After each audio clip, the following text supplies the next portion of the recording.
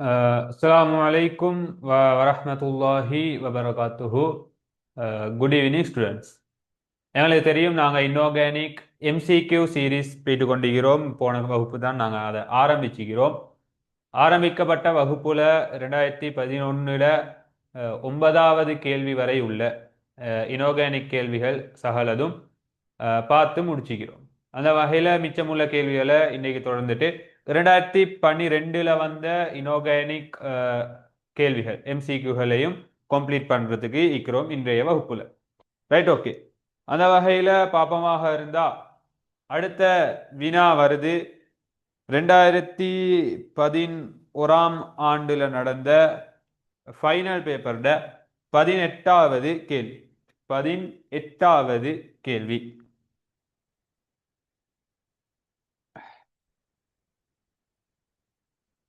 2011 நடந்த ஃபைனல் பேப்பர்ல 18வது கேள்வி இன்ஆர்கானிக் கேள்வியாக அமைந்திருக்குது. சில பேர் இதை கல்குலேஷன் பெயரீட்டிலையும் விளங்கப்படுத்துவாங்க. சில பேர் இன்ஆர்கானிக் பெயரீடுன்னு சொல்லியும் சொல்லுவாங்க. நான் எனக்கு வசதிப்பட கிளாஸ் டைம் நேரங்களை பொறுத்து நான் கல்குலேஷன்லையும் செய்கிறது, இன்ஆர்கானிக்லையும் செய்கிறது. ஆகவே ஒரு தடவை இதை பார்த்துட்டு போயிட்டுருவோம். இதுல இவங்க கேட்குறாங்க யார் என்று சொன்னா, ஒரு சிக்கல் அயனிட பெயரிட கேட்குறாங்க. COOH NH3 4 times NH3 4 times H2O H2O 2 plus இதோட பெயர் என்னான்னு கேட்கிறான். இந்த சிக்கல் அயனிட, சிக்கல் சேர்வை அல்ல, சிக்கல் சேர்வையும் சிக்கல் அயனா சிக்கல் சேர்வையா அப்படின்னு நான் எப்படி இனம் காணுறது? ஃபர்ஸ்ட்ல இங்கின ஒரு ஏற்றம் அவங்க தருவாங்களாக இருந்தா, இங்கின ஒரு ஏற்றம் அவங்க தருவாங்களாக இருந்தா அது அயன். அது மைனஸாக இருக்கட்டும் பிளஸ் இருக்கட்டும், நேராயனாக இருந்தாலும் சரி கட்டாயனாக இருந்தாலும் சரி, அதுல எனக்கு இஷ்யூ இல்லை. இங்க ஒரு ஏற்றம் தருவாங்களாக இருந்தா அது அயன் இனம் கண்டுறேன். ஓகே, அப்ப என்னுடைய பெயரீட்டுல ஃபைனல் ஆன்சர் அயன் முடியணும், அயன் முடியணும். அடுத்தது நான் யார் யார பெயரிட போறேன்றத பார்க்க. யார் யார பெயரிட போறேன்? பெயரிட போடுறதுக்கு ஃபர்ஸ்ட்ல இணையிகளை இனம் காணணும். அது என்ன இணையிகள்? பிரக்கெட்ல இருக்கிறதெல்லாம் இணையிகளாக இருக்கணும். அடுத்தது அந்த இணையிகள பெயர் எனக்கு தெரியணும். அப்ப முதலாவது இணையாக எனக்கு ஈக்குது OH. முதலாவது இணையாக எனக்கு ஈக்குது OH. அப்ப அதை நான் பெயரிட்டுல எவ்வாறு குறிச்சு காட்ட போறேன்? ஹைட்ரோக்சோண்டு குறிச்சு காட்ட போறேன். ஹைட்ரோக்சோண்டு முதலாவது OH பெயரிட்ட நான் குறிச்சு காட்டுவேன். எவ்வாறு? ஹைட்ரோக்சோண்டு நான் குறிச்சு காட்டுவேன். அடுத்த இணையாக எனக்கு இருக்கிறது அமோனியா, NH3 இந்த அமோனியா. NH3க்கு நான் சொல்ற பெயர் தான் அமோனியா. NH இணையாக வார நேரத்துல நான் அதுக்கு அமோனியாண்டா சொல்லுவேன்? இல்ல, அதுக்கு நான் அமோனியாண்டு சொல்றது இல்ல. அதுக்கு நான் சொல்ற பெயர் என்ன? அமைன். இணையாக அமோனியா இணையாக வார நேரத்துல நான் அமோனியாக்கு சொல்ற பெயர் தான் அமைன். ஸ்பெல்லிங் பிழை கருத்தில் கொள்ளணும், ஸ்பெல்லிங்களை பாடமாக்கி வச்சு கொள்ளணும், பழக்கத்துல வந்துடும். இந்த இடத்துல நான் டிஸ்கஷனை பெருசாக்க விரும்பல. எப்படின்னு சொன்னா, இணையாக வாரத்துக்கு சாத்தியமான சகல ஆட்களையும் சொல்லி அந்த இணையிட பேர் இது தான் சொல்ல நான் விரும்ப இல்லை. குறிப்பிட்ட சில ஆட்களை வைத்து, குறிப்பிட்ட சில ஆட்கள் அடிப்படையாக கொண்டுதான் இந்த பெயரீடு வருது. குறிப்பிட்ட சில ஆட்கள் அடிப்படையாக கொண்டுதான் இந்த பெயரீடு வருது. ஆகவே இந்த பெயரீட்டுக்கு பாஸ் பேப்பர்ல உள்ள இன்னும் கொஞ்சம் அட்வான்ஸா போறேன்னு சொன்னா, மாடல் பேப்பர்ஸ்ல வார அந்த சேர்வைகள், அந்த அயன்களோட பெயரீடு எங்களுக்கு தெரிஞ்சால் தாராள போதுமானதாக இருக்கும். ஆகவே வினாவின் ஊடாகவே போவோம். டிஸ்கஷனை பெருசாக்கி சகலதையும் பாடமாக்குறதை விட கேள்வி செய்தாலே போதும். ஆகவே இந்த அமோனியாக்கு நான் சொல்றது அமோனியா இணையாக வார நேரத்துல அமோனியா இணையாக வார நேரத்துல அதுக்கு நான் சொல்ற பெயர் அமைன். அடுத்த இணையாக எனக்கு இருக்குது இந்த H2O. இந்த H2O இந்த H2O இணையாக வார நேரத்துல இந்த H2O இணையாக வார நேரத்துல அதுக்கு நான் சொல்ற பெயர் அக்வா. அதுக்கு நான் சொல்ற பெயர் அக்வா. அக்வான்னு சொன்னா நீர். நீர் நீர் இணையாக வார நேரத்துல நான் அந்த நீருக்கு சொல்ற பெயர் தான் அக்வா. ரைட். ஆகவே இந்த இணைகளோட பெயர் எனக்கு தெரிஞ்சிருச்சு. ஓகே, அடுத்தது இந்த இணைகள் எத்தனை சேர்ந்திருக்குது ஒன்று பார்க்கணும். இங்க OH ஒன்று இருக்குது, NH3 4 இருக்குது, நீர் நீர் ஒன்று இருக்கு. NH3 4 இருக்குது, நீர் ஒன்று இருக்குது. இப்ப ஒன்று வந்தா அதுக்கு நான் சொல்ற பெயர் மோனோ, 2 வந்தா டை, 3 வந்தா ட்ரை, 4 வந்தா டெட்ரா, 4 வந்தா டெட்ரா, 5 என்று சொன்னா பென்டா, 6 என்று சொன்னா ஹெக்ஸா, 6 என்று சொன்னா ஹெக்ஸா இன்னும் இருக்குது. இந்த 6 வரை பிரதானமாக MCQக்கு 6 வரை தெரிஞ்சிருக்கிறது கட்டாய். அடுத்தது இந்த மொனோன்ற பெயரை ஒன்று வந்தா மொனோண்டு குறித்து காட்டுறது இல்லை, மொனோண்டு குறித்து காட்டுறது இல்லை. அப்ப இந்த ஒன்றையும் மறந்துடுங்க. இப்ப இப்ப ஸ்டிக்கல் அயண்ட பெயரீடு எழுதுற. இப்ப பெயரீட்டு முறை இந்த இணைகளோட பெயரீட்டை நான் குறித்து காட்டணும். இணைகளோட பெயரை நான் எழுதணும். alphabet orderல எழுதணும். alphabet orderல எழுதணும். alphabet orderல பார்த்தேன்னு சொன்னா AAH 2 A இருக்குது, ஒரு H. அப்ப எனக்கு நிச்சயமாக தெரியும் இந்த ஹைட்ரோக்சோன்றது தான் இணைகளோட பெயர் எழுதுற நேரத்துல கடைசி வரப்போகுது. இணைகளோட பெயர் எழுதணும், அதன் பிறகு அதுல உள்ள உலோகத்திட பெயர் எழுதணும். யார் உலோகம் இருக்கிற எனக்கு இங்க கோபால்ட். எனக்கு யார் இருக்கிற கோபால்ட். ஆகவே என்னுடைய பெயரீடு என்ன வரணும்? ஹைட்ரோக்சோ கோபால்ட்னு வரணும். அடுத்தது உலோகத்தை எழுதின பிறகு அது எந்த ஒட்சியேற்ற நிலையில அந்த உலோகம் நீக்குதுன்னு பார்க்கணும். எந்த ஒட்சியேற்ற நிலையில அந்த உலோகம் நீக்குதுன்னு பார்க்கணும். எப்படி பார்க்கிற? கோபால்ட் எந்த ஒட்சியேற்ற நிலையில இருக்கு. OH எனக்கு தெரியும் ஒரு மைனஸ் ஏற்றம் உடையது.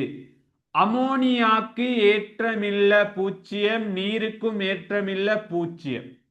அப்ப இந்த மொத்தத்திட விலையுள் ஏற்றமும் இந்த மொத்தத்திட விலையுள் ஏற்றம் தான் எனக்கு இங்க வலது பக்க மேல் மூலையில குறிச்சு காட்டுவாங்க. 2+ விலையுள் ஏற்றம் வந்திக்குது. இந்த OHக்கு ஒரு மைனஸ் தான் நீக்குது. ஆகவே எங்கேயோ ஒரு பிளஸ் ஒளிஞ்சிக்குது. எங்கேயோ ஒரு பிளஸ் ஒளிஞ்சிக்குது. அது எங்க ஒளிஞ்சிக்க போகுது? நிச்சயமாக இந்த கோபால்ட் ஏற்றமாகத்தான் இருக்க போகுது. இந்த கோபால்ட் ஏற்றமாகத்தான் அது இருக்க போகுது. காரணம் என்ன?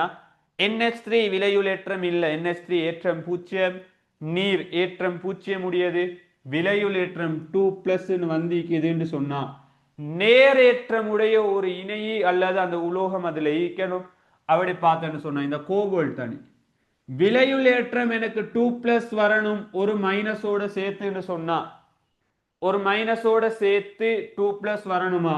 இதோட இன்னொண்ட கூட்டி விடுங்க, கோபால்ட் ஏற்றம் வந்து 2+ ஒரு மைனஸ் சொன்னாப்ப இந்த கோபால்ட் ஏற்றம் 3+ ஆக இருக்குமாக இருந்தால்தான் ஒரு 3+ ஒரு மைனஸும் சேர்ந்து 2+ விலையுள் ஏற்றம் வரப்பு.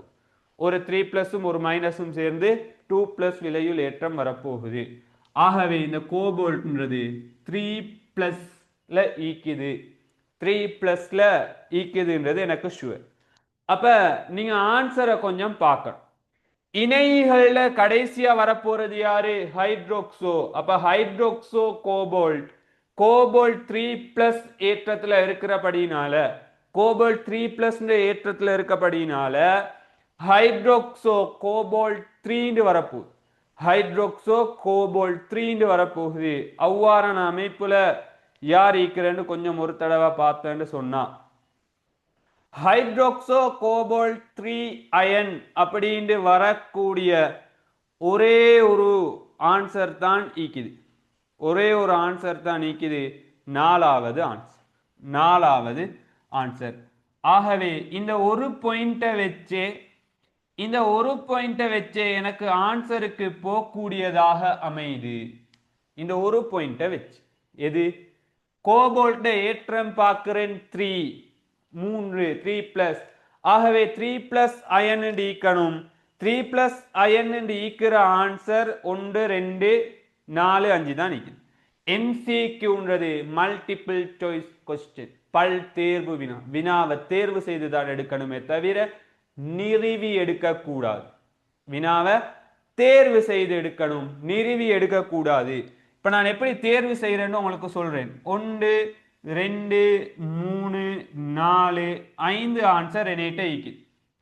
இந்த 5 ஆன்சர்ல தட்டேலுமானதை தட்டணும். முதலாவது இந்த கோபால்ட் விலையுள் ஏற்றத்தை பாருங்க. கோபால்ட் 3+ ஏற்றத்தில் இருக்குது. ஆகவே பிரக்கட்டுள்ளுக்கு 3 உரோம இலக்கத்துல 3 குறிச்சிக்க 3 அயன் இருக்கணும். 3 அயன் இருக்குமாக இருந்தா எனக்கு மூணாவது ஆன்சரை தட்ட ஏலும். மூணாவது ஆன்சர் எனக்கு ரிஜெக்ட் பண்ண ஏலும். அது 2 அயன் இருக்குது. அப்ப அது நிச்சயமாக வராது. அடுத்தது இந்த இணைகளோட பேரை கொஞ்சம் எழுதி பார்த்துட்டு நான் யோசிக்கிறேன். ஆல்பபெட் ஆர்டர்ல இந்த இணைகளை நான் எழுதணும். ஆல்பபெட் ஆர்டர்ல இந்த இணைகளை நான் எழுதணும். ஆல்பபெட் ஆர்டர்ல இந்த இணைகளை எழுதணும்னு சொன்னா இறுதியில வரப்போகுது ஹைட்ரோக்சோ.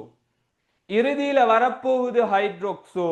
ஆகவே ஹைட்ரோக்சோ கோபால்ட் 3 அயன் இருக்கணும். ஹைட்ரோக்சோ கோபால்ட் 3 அயன் இருக்கணும். நான் முதலாவது ஆன்சரை பார்ப்பனாக இருந்தா அது எக்வா கோபால்ட் நீக்குது. ஆகவே முதலாவது ஆன்சர் வராது. இரண்டாவது ஆன்சரை நான் பார்ப்பனாக இருந்தா அது அமைன் கோபால்ட் நீக்குது. ஆகவே இரண்டாவது ஆன்சர் வராது. நான்காவது ஆன்சரை நான் பார்த்தேன்னு சொன்னா ஹைட்ரோக்சோ கோபால்ட் 3 இருக்குது. அப்ப அது வரலாம். அப்ப அது எனக்கு ரிஜெக்ட் பண்ணலாம். ஐந்தாவது ஆன்சரை பார்த்தேன்னு சொன்னா நாலாவது ஆன்சர் ஹைட்ரோக்சோ கோபால்ட் 3 இருக்குது, வரலாம். ஐந்தாவது ஆன்சரை பார்க்கிறேன் எக்வா கோபால்ட் 3 அயன் இருக்குது. ஆகவே நிச்சயமாக ஐந்தாவது ஆன்சரும் வரையலாம். ஆகவே 2011 18வது கேள்விக்கு நான்காவது ஆன்சர். 2011 18வது கேள்விக்கு நான்காவது ஆன்சர். அப்ப அந்த முழு பேரை நான் எழுதி காட்ட வேண்டிய அவசியம் இல்லை. பாஸ் பேப்பர்ல உள்ள அதை விடத்தான் வரப்போகுது. நீங்க பழகணும் என்னத்தை, நான் எப்படி இந்த கேள்வியை அணுகினின்ற விடயங்களை தான் நீங்க பழகணும். எப்படி தட்டுறது, எப்படி குயிக்கா பார்க்கறது. ஒரு சிக்கல் அயனிட பெயர் எழுதுறீங்களா, ஒன்னாவது சிக்கல் சேர்வையா அயனாண்டு பாருங்க. அயனாக இருந்தா இறுதியில அயன் வரணும். சேர்வையாக இருந்தா ஏற்றம் உண்டு இல்லாட்டி, சேர்வையாக இருந்தா அங்க அயன் வராது. அடுத்தது அதுல உள்ள அந்த உலோகத்திட ஒட்சியேற்ற நிலைய அவதானிங்க.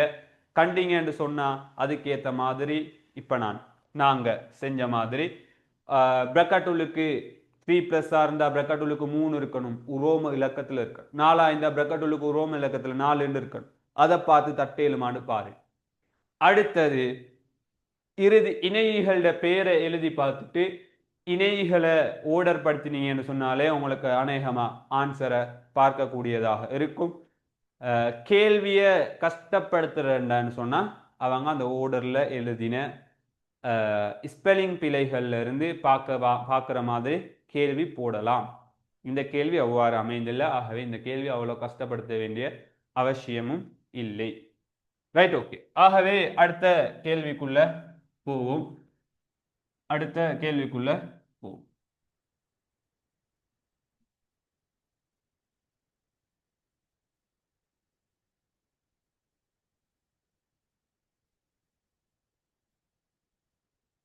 அடுத்த கேள்வி கேட்டிருக்கிறாங்க. 20வது கேள்வி, 2011 20வது கேள்வி.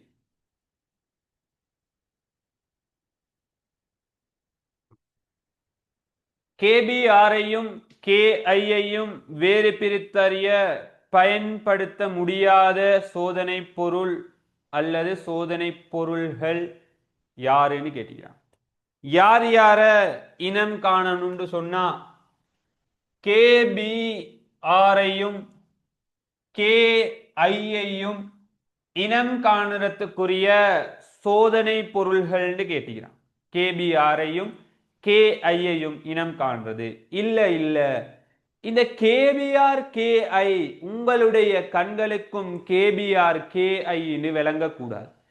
கேள்வியில வேணும்டா அவங்க கேபிஆர் கேஐன்னு கேட்டி கேளும் கேபிஆரை இனம் காணக்கூடிய அப்படின்னு சொன்னா உங்களோட கண்களுக்கு அது எப்படி விளங்கணும்? உங்களோட கண்ணுக்கு அது எப்படி விளங்கணும்? பிஆர் மைனஸ்ன்னு விளங்கணும். பிஆர் மைனஸ்ன்னு விளங்கணும். அதே மாதிரி கே ஐய நீங்க பாப்பீங்களாக இருந்தா இது ஐ மைனஸ்ன்னு விளங்கணும். கே ஐன்றது ஐ மைனஸ்ன்னு விளங்கணும். Right, okay. இப்ப பாருங்க, பிஆர் மைனஸ் ஐ மைனஸ் என்னுடைய கண்களுக்கு இது விளங்கிட்டா இது எந்த தியரியில டிபெண்ட் ஆகுதுன்னு உங்களுக்கு விளங்கு. எந்த தியரி? தனியாக ஒரு செஷன் செஞ்சிக்கிறேன், அந்த வீடியோவும் இருக்குது, தேவையான ஆக்கள் கேட்டு பெற்றுக்கொள்ளேன். சிஎல் மைனஸ் பிஆர் மைனஸ் ஐ மைனஸ் இனங்காணல் சோதனைன்னு சொல்லி ஒரு தனி தியரியே படிச்சுக்கிறோம் ஒரு செஷன்ல. அப்ப அந்த தியரி அடிப்படையாக வந்த வினாத்தான் ஈவன் கீ பாயிண்டாகவும் சில வித பார்த்திக்கிறோம். ரைட், ஓகே, அது தேவை இல்லை. இப்ப நான் பார்க்க போகிறேன் என்னன்னு சொன்னா இதுல இவங்க தந்திக்கிற சோதனை பொருள்கள். முதலாவது சோதனை பொருள் தந்திக்கிறாரு PbNO3 twice aqueous. PbNO3 twice aqueous. அடுத்தது இரண்டாவது தந்திக்கிறாங்க H2SO4 செறிந்த H2SO4. அடுத்தது தந்திக்கிறாங்க மூணாவது I2 சேர் CCl4. நாலாவது சோதனை பொருள் Br2 சேர் CCl4. ஐந்தாவது சோதனை பொருள் AgNO3யும் செறிந்த HNO3. AgNO3யும் செறிந்த NH3. இந்த சோதனை பொருள்கள்ல இவங்க கேட்டிக்கிற கேள்வி என்னன்னு சொன்னா பயன்படுத்த முடியாத சோதனை. அண்டர்லைன் பண்ணிக்கொள், பயன்படுத்த முடியாத சோதனை பொருள். ரைட், கேள்வியை பார்ப்போமே. இந்த PbNO3 twice இதை கண்ட உங்களுக்கு அந்த NO3 மைனஸ் கண்ணுக்கு விளங்கக்கூடாது. PbNO3 அது Pb2+ விளங்கும். PbNO3 Pb2+ விளங்கணும். இவ்வளவும் விளங்கும் எப்ப நான் சொன்ன அந்த Cl மைனஸ் Br மைனஸ் ஐ மைனஸ் அந்த உறுதிப்பாட்டு சோதனைகளுடைய தியரி உங்களுக்கு தெரியுமாக இருந்தால் இது விளங்கும். விளங்காத ஆக்களுக்கும் விளங்கப்படுத்துற மாதிரி தான் தியரியை கொண்டு போயிரு, நல்லா பார். ஆகவே இங்க இருக்குது Pb2+, இங்க இருக்குது Br மைனஸ், இங்க இருக்கிறது யாரு? Pb2+, இங்க இருக்கிறது Br மைனஸ். அவ்வாறு என்று சொன்னா Pb2+ம் Br மைனஸும் சேரணும். ரெண்டும் சேர்ந்தால் எனக்கு வரப்போகுது PbBr2 ஒரு சேர்வை, PbBr2 ஒரு சேர்வை வரப்போகுது. அதே மாதிரி இங்க இருக்கிற இந்த Pb2+ம் இந்த I மைனஸும் சேருமாக இருந்தால் எனக்கு யார் வரப்போகிற? PbI2 வரும். PbBr2வும் PbI2வும் எனக்கு வரப்போகுது. ரைட், PbBr2வும் PbI2வும் வரப்போகுது. இப்ப இவங்க கேட்ட கேள்வி என்ன? வேறு பிரித்து அறியணும். வேறு பிரித்து அறியும். இங்கத்தான் எனக்கு பிஆர் மைனஸ் வந்திக்குது, அல்லது இங்கத்தான் எனக்கு பிஆர் டூ வந்திக்குது, இங்கத்தான் ஐ மைனஸ் வந்திக்குது இனம் காணணும்னு சொன்னா இது ரெண்டுக்கும் ஏதாவது டிஃபரெண்ட் இருந்தா தானே, இது ரெண்டுக்கும் ஏதாவது டிஃபரெண்ட் இருந்தா தானே எனக்கு அதை சொல்ல இயலும். இதுதான் KI கொண்ட கரைசல். யோசிங்க, எப்படி யோசிங்கன்னு சொன்னா, உங்கள்கிட்ட ரெண்டு போல் வச்சுக்கிறான். போல்னு சொன்னா அந்த அளவு சாடி வச்சுக்கிறான். ஒன்றுல KI ஊத்திக்கிறாங்க, ஒன்றுல KBR ஊத்திக்கிறாங்க. எதுல KI இருக்குது எதுல KBR இருக்குதுன்னு உங்களுக்கு தெரியா. அதுக்கு நீங்க இந்த PB ரெண்டுக்கும் ஊத்துறீங்க, PB NO3 ரெண்டுக்கும் ஊத்துறீங்க. இப்ப எதுல நான் KI எடுத்தேன் எதுல நான் KBR எடுத்தேன்னு சொல்லணும்டா, ரெண்டு போத்தல்லையும் ஏதோ ஒரு டிஃபரண்ட் இருந்திருக்கணும். அப்ப அந்த டிஃபரண்ட் என்ன, எப்படி நாம் காணுறது? ஒன்று வாயு வெளியேற்றங்கள் சம்பந்தமாக இருக்கணும், இல்லாட்டி வீழ்படிவுகள் சம்பந்தமாக இருக்கும். Right, okay. இந்த PbBr2 எடுத்தேன்னு சொன்னா அதுவும் வீழ்படிவு தான், PbI2ன்னு சொன்னா அதுவும் வீழ்படிவு தான். வேற இந்த தாக்கம் ரியாக்ஷன் இல்லை. அப்ப இன்னொன்றில் எனக்கு மாற்றம் இருக்கணும். நிறமாற்றம் இருக்குமாக இருந்தாலும் எனக்கு சொல்ல இயலும் தானே, நிறமாற்றம் இருக்குமாக இருந்தாலும் எனக்கு சொல்ல இயலும் தானே. ஆகவே நான் இந்த PbBr2 நிறத்தை அவதானிப்பனாக இருந்தா இது வெள்ளை நிறமுடைய வீழ்படி. PbI2 நான் எடுப்பனாக இருந்தா இது மஞ்சள் நிறமுடைய வீழ்படிவு. இப்ப எனக்கு சொல்லுங்க, ஒன்றுல வெள்ளை வீழ்படிவு வரப்போகுது, இன்னொன்றுல மஞ்சள் வீழ்படிவு வரப்போகுது. ஒன்றுல வெள்ளை வீழ்படிவு வரப்போகுது, இன்னொன்றுல மஞ்சள் வீழ்படிவு வரப்போகுது. ஒன்றுல வெள்ளை ஒன்றுல மஞ்சள்டா, எனக்கு டிஃபரண்ட் தெளிவா விளங்கும். ஓவா இல்லையா? ஓ. அப்ப எனக்கு இந்த சோதனை பொருளை கொண்டு இதை வேறு பேர் அடையலுமா, வேறு பேர் அறியலுமா? எஸ். ஆகவே முதலாவது சோதனை பொருள் ஆன்சராக வராது. ஏண்டா இதை வச்சு எனக்கு வேறு பிரித்து அறிய இயலும், வேறு பிரித்து அறிய இயலும். ரைட், அடுத்தது இருக்கிறாள் செறிந்த H2SO4. செறிந்த H2SO4 இது செறிந்த H2SO4 தியரிய டிபெண்ட் ஆகி வந்தது. நீங்க படித்தாக்கள் வேறு வேறு இடத்துல தியரி படிச்சாக்கள் இருக்கிறீங்க. இந்த இடத்தை எந்த தியரியில படிச்சீங்கன்னு, இந்த செக்ஷன்ல படிச்சீங்கன்னு சொல்ல இயலாது, எந்த தியரின்னு சொல்ல. நான் இருந்தா எஸ் பிளாக்ல படிப்பிக்கிற விடு. H2SO4வின் தாக்கங்கள் அல்லது H2SO4 தனியா நீங்க படிச்சிருப்பீங்க. அப்படி படிக்கிற நேரத்துல இந்த செறிந்த H2SO4ன்றது 3 பேரை இல்ல 3 அணையன்களை ஒட்சியேற்றம் செய்யும். 3 அணையன்களை ஒட்சியேற்றம் செய்யும். யார் அந்த 3 அணையன்? செறிந்த H2SO4ன்றது 3 அணையன்களை ஒட்சியேற்றம் செய்யும். செறிந்த H2SO4 கவனத்தில் கொள்ளணும். செறிந்த H2SO4 தான் 3 அணையன்களை ஒட்சியேற்றம் செய்யும். ஐதான H2SO4 அல்ல. ஐதான H2SO4 அணையன்களை ஒட்சியேற்றம் செய்யாது. செறிந்த H2SO4 ஹைலைட் பண்ணி எழுதி கொள்ளுங்க, எழுதுறாக்களா இருந்தா. செறிந்த H2SO4 3 அணையன்களை ஒட்சியேற்றம் செய்யும். 3 அணையன்களை ஒட்சியேற்றம் செய்யும்.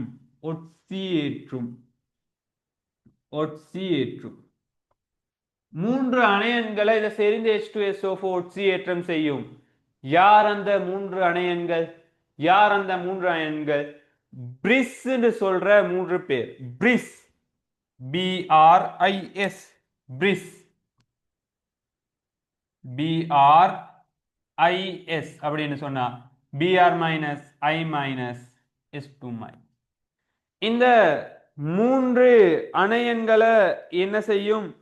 செறிந்த H2SO4 ஒட்சியேற்றம் செய்யும். 3 அயன்களை செறிந்த H2SO4 ஒட்சியேற்றம் செய்யும். இதுல இந்த Br மைனஸ் Br2 வாயுவாக ஒட்சியேற்றம் செய்யும். I மைனஸ் I2 வாயுவாக ஒட்சியேற்றம் செய்யும். சல்பர் வீழ்படி. வாயு இந்த வீழ்படிவெல்லாம் தெரியாட்டியும் பரவல். வாயு இந்த வீழ்படிவெல்லாம் தெரியாட்டி பரவல். உங்களுக்கு தெரிய வேண்டியது Br மைனஸ் Br2 ஆக உட்சியேற்றம் செய்யும். I மைனஸ் I2 ஆக உட்சியேற்றம் செய்யும். S2 மைனஸ் சல்பர் ஆக உட்சியேற்றம் செய்யும். யார் இந்த வேலையை செய்யற? செறிந்த H2SO. செறிந்த H2SO4 இந்த வேலையை செய்து. ஆக இந்த தியரி எனக்கு தெரியுமாக இருந்தா, இந்த தியரி எனக்கு தெரியுமாக இருந்தா, இப்ப கேள்விகளுக்கு வாங்க. செறிந்த H2SO4 சோதனை பொருளாக பயன்படுத்துறாங்க. செறிந்த H2SO4 சோதனை பொருளாக பயன்படுத்துறாங்க. Br மைனஸ் இருக்குது, I மைனஸ் இருக்குது. இந்த செறிந்த H2SO4 இந்த Br மைனஸ் என்ன செய்ய போகுது? Br2 ஆக ஒட்சியேற்றம் செய்ய போகுது. இத செறிந்த H2SO4 இந்த I மைனஸ் என்ன செய்ய போகுது? I2 ஆக ஒட்சியேற்றம் சொல்ல போகுது. Br2ன்றதும் வாயு, I2ன்றதும் வாயு. Br மைனஸ் Br2 ஆக செறிந்த H2SO4 ஒட்சியேற்றம் செய்து I மைனஸ் I2 ஆக இந்த செறிந்த H2SO4 ஒட்சியேற்றம் செய்து. Right, okay. வேறு பிரித்து அறியலுமான்னு பார்த்தா எஸ், வேறு பிரித்து அறியல். எப்படி? இந்த Br2 எடுத்தீங்கன்னு சொன்னா இது செங்கபில நிறம், பிரவுன் கலர், செங்கபில நிறம். அதே மாதிரி இந்த I2 நீங்க எடுத்தீங்கன்னு சொன்னா இது ஊதா நிறமுடைய வாயு. I2ன்றது ஊதா நிறமுடைய வாயு. அப்ப ஒன்றுக்கு நான் செறிந்த H2SO4 சேர்க்கிற நேரத்தில் எனக்கு கபில நிற வாயு வரப்போகுது. இன்னொன்றுக்கு நான் H2SO4 சேர்க்கிற நேரத்தில் ஊதா நிற வாயு வெளிவரப்போகுது. அப்ப எனக்கு வேறு பிரித்து அறியலுமா?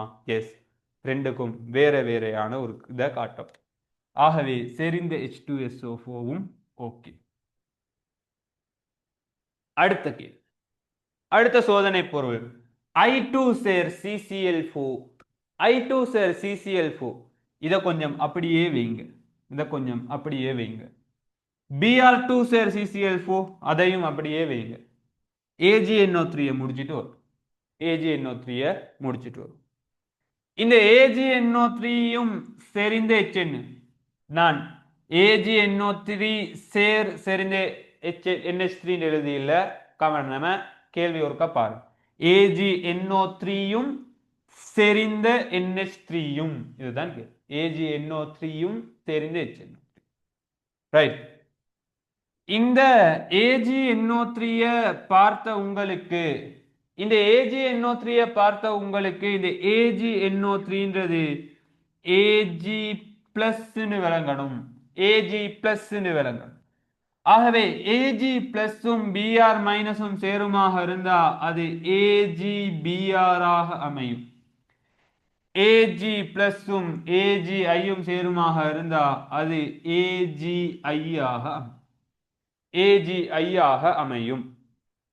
ரைட், இப்ப நீங்க அவதானிச்சீங்கன்னு சொன்னா இந்த AgBr மஞ்சள் நிறமாக இருந்தா இந்த Agi கடும் மஞ்சளாக இருக்கும், கடும் மஞ்சளாக இருக்கும். இந்த Agi கடும் மஞ்சளாக இருக்கும். அதே மாதிரி இந்த Agi மஞ்சளாக இருந்தா இந்த AgBr இள மஞ்சளாக இருக்கும். அப்ப நிறமாற்றத்துல நான் அதை சொல்றது ஏதோ ஒரு குழப்பத்துக்குரியது. இந்த கண்ணுக்கு ஏதோ ஒரு மஞ்சள் தான் வரப்போகுது, டார்க் மஞ்சளா லைட் மஞ்சளா விளங்குறாது, ஏதோ ஒரு மஞ்சள் தான் வருது. அப்ப எனக்கு உறுதியா சொல்லலாம். அதுக்கு தான் அவங்க அடுத்த சோதனை பொருள் தந்திக்கிறாங்க, செறிந்த அமோனியா. செறிந்த அமோனியா, இந்த செறிந்த அமோனியாவை சேர்க்கிற நேரத்துல இந்த AgBr கரையும். AgBrன்றது, இந்த AgBrன்றது செறிந்த அமோனியாவில் கரையும், செறிந்த அமோனியாவில் கரையும். அடுத்தது இது செறிந்த, அடுத்தது ஆப்போசிட், செறிந்த அமோனியாவில் கரையும், சும்மா செறிந்த, அடுத்ததுக்கு டைலூட் என்ன சொல்றாரு, வாய்க்கு வருது இல்லை, டைலூட் அமோனியா, அதாவது செறிவு குறைந்த செறிவு குறைந்த அமோனியால இது கரையாது. செறிவு குறைந்த அமோனியால இது கரையாது. ஆக எனக்கு இவங்க தந்திக்கிறது தெரிந்த அமோனியா. ஆகவே இந்த ஏஜிபிஆர்ன்றது செறிந்த அமோனியால கரைய போகுது. அதே நேரத்துல இங்க எனக்கு இருக்கிறது ஏஜிஐ. ஏஜிஐன்றது செறிந்த அமோனியாலையும் கரையாது, ஐதான அமோனியாலையும் கரையாது. செறிந்த அமோனியாலேயே கரையாதுன்னு சொன்னா, செறிந்த அமோனியாலேயே கரையாதுன்னு சொன்னா ஐதான அமோனியால கரைய போகுதா? ஐதான அமோனியாலேயே கரைய போகுதா? ஐதான அமோனியாவிலையும் கரையாது.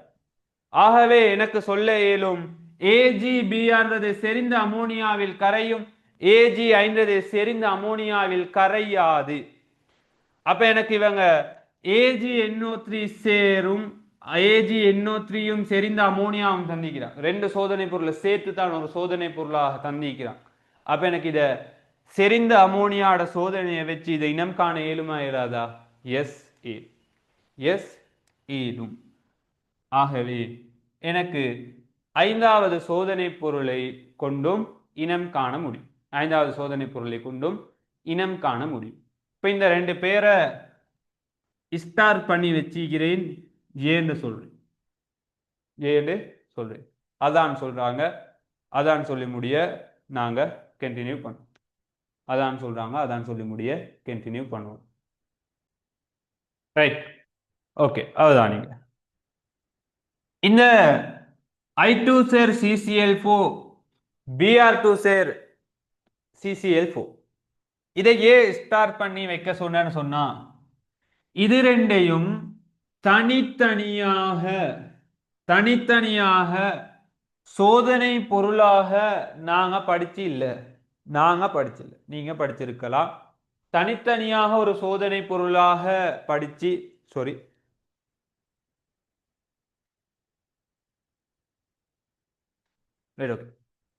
தனித்தனியாக சோதனை பொருளாக இதை படிச்சு சோதனை பொருள்களை அதிகப்படுத்த விரும்பல என்றபடியினால நான் அதை அப்படி படிச்சேன். நாங்க படிச்சிக்கிற சோதனை பொருள் என்ன?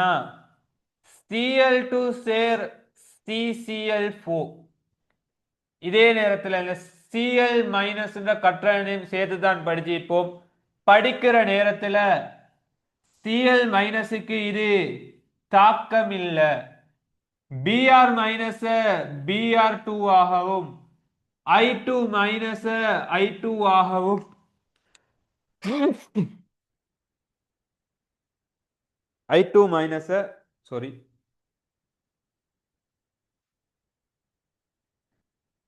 கொஞ்சம் இன்னைக்கு சுகம் இல்லை, அதுதான் தும்மல் போயிட்டு தளங்களுக்கு வருந்துகிறேன். சரி, ரைட், ஓகே.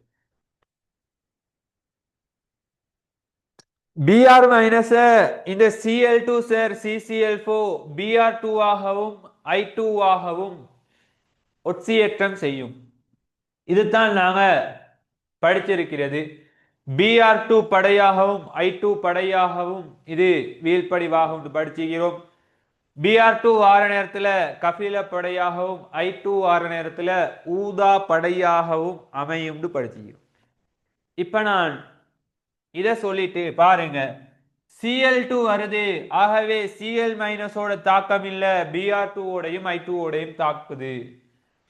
ஆகவே இங்க Br2 இருக்குது, Br- தாக்கம் அடையாது. ஆகவே இங்க Cl2வும் இங்க I2வும் வரும். அதே மாதிரி இங்க I2 இருக்குது. ஆகவே I- தாக்கம் இல்ல. ஆகவே இங்க Cl2வும் இங்க Br2வும் உருவாகும். நீங்க நினைக்க இயலும். இவ்வாறு நீங்க நினைப்பீங்களாக இருந்தா பச்சைப்பில் Cl2 வருது. ஆகவே Cl2 ஓட தாக்கம் இல்ல, Br- ஓடையும் I- ஓடையும் தாக்கும். Br2 வருது, ஆகவே Br2 ஓட தாக்கம் இல்ல, ஆகவே I மைனஸோடையும் Cl மைனஸோடையும் தாக்கும்னு நீங்க நினைப்பீங்களாக இருந்தா இது பிழை. இது எவ்வாறு தாக்கம் அடையுதுன்னு சொன்னா, எவ்வாறு இந்த தாக்கம் நிகழுதுன்னு சொன்னா, நான் சொல்லித்தார இந்த பாயிண்ட்டை நினைவு வச்சுக்கொள். நான் சொல்லித்தார இந்த பாயிண்ட்டை நினைவு வச்சுக்கொள்ளுங்க.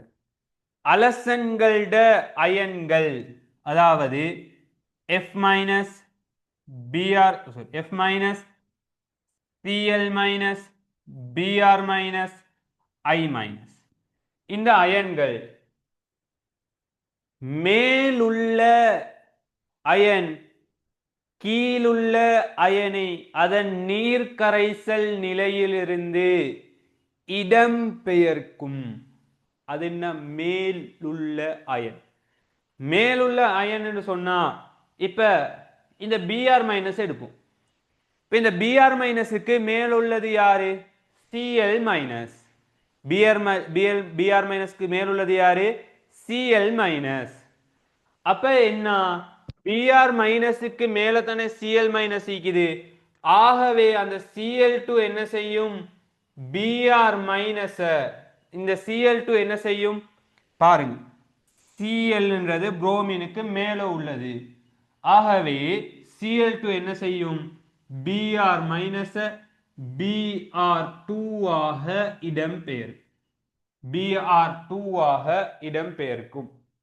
அப்ப அதே மாதிரி தான் இங்க I மைனஸ் இருக்குது. நான் பயன்படுத்தினது Cl2, I2 ஆக மாறும் சொல்லிக்கிறேன். இங்க இருக்கிறது I மைனஸ், நான் பயன்படுத்தினது Cl2. அப்ப இந்த I மைனஸ் இந்த Cl2 சரி CCl4 I2 ஆக மாத்தும் சொல்றேன். அப்ப அது சரியா பிள்ளையான்னு பாருங்க. I மைனஸ் எங்க இருக்குது? இந்த இருக்குது I மைனஸ். குளோரின் எங்க இருக்குது? I இங்க இருக்குது. குளோரின் எங்க இருக்குது? ஐக்கு மேல, I மைனஸுக்கு மேலத்தான் குளோரின். ஆகவே I மைனஸுக்கு மேலத்தான் இந்த குளோரின் இருக்கிறபடினால Cl2ன்றது I மைனஸ் I2 ஆக ஒட்சியேற்றம் செய்யும். ஆகவே இந்த Cl2ன்றது I மைனஸ் I2 ஆக ஒட்சியேற்றம் செய்யும்.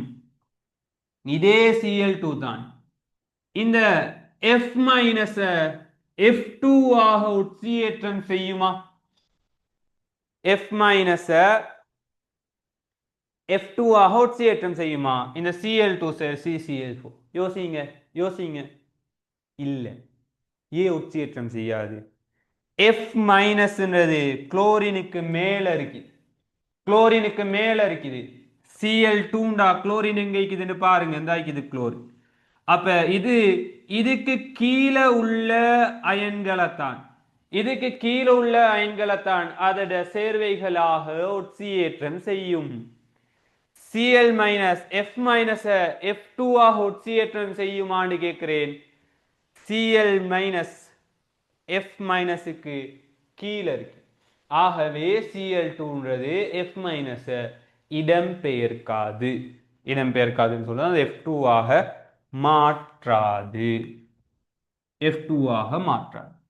கொஞ்சம் குழம்புற மாதிரி இருக்கிற ஆக்களுக்கு நான் இன்னொரு தடவை இந்த Br மைனஸை வச்சு உதாரணம் சொல்றேன். அவதான் யாரை வச்சு? இப்ப நான் பயன்படுத்துறது Br2 சேர் CCl4 ஆக இருந்தா, Br2 சேர் CCl4 ஆக இருந்தா நான் பயன்படுத்துறது யாரு? Br2. Br எங்க இருக்குது? இந்த இருக்குது Br. இந்த Br என்ன செய்யும்? Brக்கு கீழே உள்ள அயன்கள். இந்த Br2 என்ன செய்யும்? Brக்கு கீழ் உள்ளது. Brக்கு கீழ் உள்ளது யாரு? I minus. இதை I2 ஆக இடம்பெயர்க்கும். ஆகவே இந்த Br2 சேர் CCl4ன்றது இந்த I மைனஸ் I2 ஆக மாற்றும். ஓகே, அப்ப இந்த Brன்றது இந்த Cl மைனஸ் Br2 சேர் CCl4 இந்த Cl மைனஸ் Cl2 ஆக மாற்றுமான்னு கேட்கிறேன். Cl2 ஆக மாற்றுமான்னு கேட்கிறேன். இல்ல, Cl மைனஸ் Cl2 ஆக இடம்பெயர்க்காது. ரீசன் என்ன? Cl மைனஸ்ன்றது Brக்கு மேல இருக்கு, Brக்கு மேல இருக்கு. ஆகவே இவ்வாறு அயன்களை இந்த அலசன் அயன்களை I2 ஆக Cl2 ஆக Br2 ஆக இடம்பெயர்க்கும். ஓகே, யாரு மேல உள்ள சேர்வை கீழே உள்ள அயன்களை இடம்பெயர்க்கும். ஆகவே இங்க I2 சேர் CCl4 தந்திக்கிறான். ஆகவே இங்க I2 சேர் CCl4 தந்திக்கிறாங்க. எங்கோட ஆவர்த்தன அட்டவணை எடுத்து பார்த்தா விளங்கும். F minus Cl minus Br minus I minus. Okay, இப்ப இவங்க தந்திக்கிறது I2. I2க்கு கீழே உள்ளத I2 சேர் CCl4 இடம்பெயர்க்கும். ஓகே, I2க்கு கீழே யாரும் இல்லைன்னு ஆவர்த்தன அட்டவணையில இன்னும் மீக்குது. அவங்க வந்தால் சரியாக அமையும். இவ்வளவும் தெரிஞ்சிருந்தா போதும். ஆகவே I2க்கு கீழேயா Br மைனஸ் ஈக்குது இல்ல, ஆகவே இங்க தாக்கம் இல்லை. I2க்கு கீழேயா I மைனஸ் ஈக்குது இல்ல, ஆகவே இங்கேயும் தாக்கம் இல்லை. இப்ப இதை வச்சு இனம் காண இயலுமான்னு கேட்டா இதை வச்சு இனம் காண இயலாம். இதை வச்சு இனம் காண இயலாது. அதே மாதிரி Br2 சேர் CCl4, Br2 எங்க இருக்குது? இந்த இருக்குது Br. Br-க்கு கீழே I இருக்குது. ஆகவே இந்த I மைனஸ் இந்த Br2 CCl4 I2 ஆக இடம்பெயர்க்க போகுது. ஓகே, I2 ஆக இடம்பெயர்க்க போகுது. ஓகே, இந்த Br மைனஸ் Br இடம்பெயர்க்க போகுதா? இல்ல, Br2 CCl4 Br மைனஸ் இடம்பெயர்க்க. Br மைனஸ்க்கு கீழே Br மைனஸ் வராது, தன்னைத்தானே இடம்பெயர்க்கையும் இயலாது. அதே மாதிரி இந்த Br2 சேர் CCl4 இந்த Cl மைனஸ் இடம்பெயர்க்குமான்னு பார்த்தா Cl மைனஸ் Br-க்கு மேல. ஆகவே இங்கேயும் Cl மைனஸுக்கும் தாக்கம் இல்லை. ஆக இந்த Cl மைனஸ் என்ற கேள்வியில இல்ல. என கேள்வியில அவன் கேட்டுக்கிறது Br மைனஸும் I மைனஸ், Br மைனஸும் I மைனஸும். ஆகவே இங்க இருக்குது Br மைனஸ், இங்க இருக்குது I மைனஸ். அதுக்கு Br2 CCl4 சேர்க்கிற நேரத்துல அந்த I மைனஸ் மட்டும் I2 படை ஒன்று உருவாக்கும். ஏன் அந்த படையை உருவாக்கும்? அந்த CCl4 நான் சேர்க்கிற நேரத்துல I2 படை ஒன்று அது உருவாக்கும். அந்த I2 படையிட நிறம் ஊதா நிறமுடைய படை ஒன்று உருவாகும். இந்த KBr கொண்டத்துல எந்த தாக்கமும் நிகழாது. ஆகவே ஒன்றுல தாக்கம் நிகழுது, இன்னொன்றுல தாக்கம் நிகழல அப்படின்னு சொன்ன எனக்கு வேறு பிரித்து அறியலும் தானே. ஒன்றுல நடக்குது, ஒன்றுல நடக்கலைன்னா வேறு பிரித்து அறியலும் தானே. ஆகவே நாலாவதை வச்சும் எனக்கு இனம் காண இயலும், ஐந்தாவது வச்சும் இனம் காண இயலும். பார்த்தாச்சு, அதை நான் அழிச்சிட்டேன். ஆகவே 20வது கேள்விக்கு எத்தனாவது ஆன்சர் வரப்போகுது? 20வது கேள்விக்கு 3வது ஆன்சர் வரப்போகுது. இதுல ஏதாவது சந்தேகங்கள் இருந்தா குயிக்ல ஒருக்கா செட்ல கேளுங்க. ஒரு 1 மினிட் டைம் ஒன்று தாரேன். சந்தேகங்கள் இருக்கிறாக்கள் கேளுங்க. இல்லைன்னு சொன்னா நாங்க எங்களுடைய கேள்விகளை தொடரும். Right, okay. அடுத்த கேள்வி கூப்போம். அடுத்த கேள்வி 2011 21வது கேள்வி. 21வது கேள்வி. ரைட், அவதானிப்போம். என்ன கேட்கிறாங்கன்னு சொன்னா, செறிந்த HNO3 கந்தகம் தாக்கம் புரியும் போது பெறப்படும் விளைபொருள்கள். செறிந்த HNO3 கந்தகம்ன்றது சல்பர் தாக்கம் அடையும் போது கிடைக்கும் விளைபொருள்கள் யாதுன்னு கேட்கிறாங்க. Right, okay. இந்த செறிந்த HNO3 சில உலோகங்களை ஒட்சியேற்றம் செய்யும், 5 அல்லுலோகங்களை ஒட்சியேற்றம் செய்யும், 4 கற்றயன்களை ஒட்சியேற்றம் செய்யும், 3 அணையன்களை ஒட்சியேற்றம் செய்யும். இந்த ஓர்டர் ஒன்று இருக்கு. செறிந்த HNO3 தான், செறிந்த H2SO4 தான். என்னென்ன? சில உலோகங்களை ஒட்சியேற்றம் செய்யும். தாக்க வீத தொடர்ல இதுக்கு மேல இதுக்கு மேலே படிச்சுக்கிறோம். நான் முக்கியமான பாயிண்ட் உள்ளுக்கு வா. 5 அலோகங்களை ஒட்சியேற்றம் செய்யும், 4 கற்றயன்களை ஒட்சியேற்றம் செய்யும், 3 அணையன்களை ஒட்சியேற்றம் செய்யும். யாரு? செறிந்த HNO3யும் தான், செறிந்த H2SO4 தான். இந்த எல்லா தாக்கங்களையும் நான் கதைக்க போகிற இல்லை. இதுக்கு தேவையான அந்த 5 அலோகங்களுக்கு வார் 5 அலோகங்கள். இந்த செறிந்த HNO3ன்றது 5 அலோகங்களை ஒட்சியேற்றம் செய்யும். யார் அந்த 5 அலோகங்கள்னு சொன்னா CSBIP, CSBIP, carbon, sulphur, போரன், phosphorus, iodine.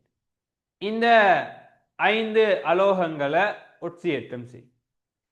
அதுல நீங்க முக்கியமா கவனத்தில் கொள்ள வேண்டிய ஒரு விடயம் அல்லது இது நினைவு வச்சுக்கிட்ட இந்த தாக்கங்களை பாடமாக்கி கொள்வது லேசி.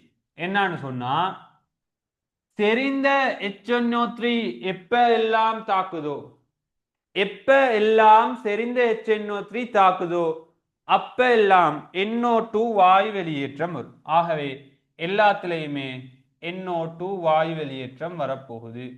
ஆகவே எல்லாத்துலயுமே NO2 வாயு. என்ன பாயிண்ட் சொன்னேன்?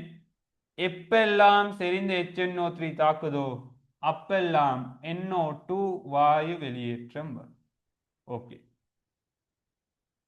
இந்த சல்பரை இந்த செறிந்த இந்த கார்பனை இந்த செறிந்த HNO3 என்ன செய்யும்னு சொன்னா H2CO3 ஆக மாற்றும்.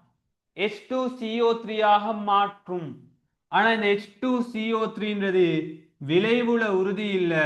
அது CO2 சக H2O மாறும். H2CO3ன்றது விளைவுல உறுதி இல்லை. ஆகவே அது CO2 சக H2O பிரிகை அடையும். அடுத்தது யார் என்று சொன்னா, இந்த சல்பரை இந்த செறிந்த செறிந்த HNO3 H2SO4 ஆக மாற்றும். இந்த H2SO4 எனக்கு SO3 சக H2O எழுதலாம். SO3 சக H2O எழுதலாம். அதே மாதிரி இந்த போரனை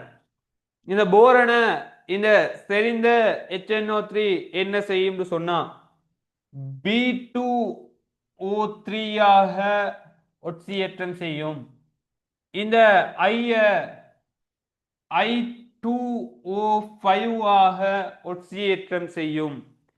இந்த பாஸ்பரஸ P2O5 ஆக ஒட்சியேற்றம் செய்யும். P2O5 ஆக ஒட்சியேற்றம் செய்யும். ரைட். ஆகவே என்ற கேள்வி கேட்டது செறிந்த HNO3 கந்தகத்தோட தாக்கம் அடைகிற நேரத்தில் வார விளைவுகள் என்னன்னு கேட்டுக்கிறாங்க. முதலாவது H2SO4 வரலாம், H2Oவும் வரலாம்னு யோசிச்சாலும் NO வருமா? NO வாரத்துக்கு எந்த சாத்தியமுமே இல்லை. ஆகவே முதலாவது வராது. எனக்கு என்ன வரும்? NO2 தான் வரும். ஆகவே முதலாவது ஆன்சர் வராது. இரண்டாவது ஆன்சரை நான் அவதானிப்பனாக இருந்தா SO2 NO2 சக H2O. SO2 வாரத்துக்கு சான்ஸ் இருக்குதா? SO2 மட்டும் வாரத்துக்கு சான்ஸ் இருக்குதா அப்படின்னு நீங்க பார்ப்பீங்களாக இருந்தா, இவங்க ரெண்டாவது ஆன்சர் தான் கொடுத்திருக்காங்க. எந்த இடத்துல அவங்க எப்படி ரெண்டாவது ஆன்சர் கொடுத்தாங்கன்னு எனக்கு தெரியாது. இந்த H2SO3 தான் SO2 சக H2O மாறும். H2SO3 தான் இந்த SO2 சக H2O மாறும். H2SO4 SO3 சக H2O தான் மாறும். ஆகவே நான் ரெண்டாவது ஆன்சரை கொடுக்க போறது இல்லை. அடுத்த மூணாவது H2S வாரத்துக்கு எந்தவித சாத்தியமும் இல்லை.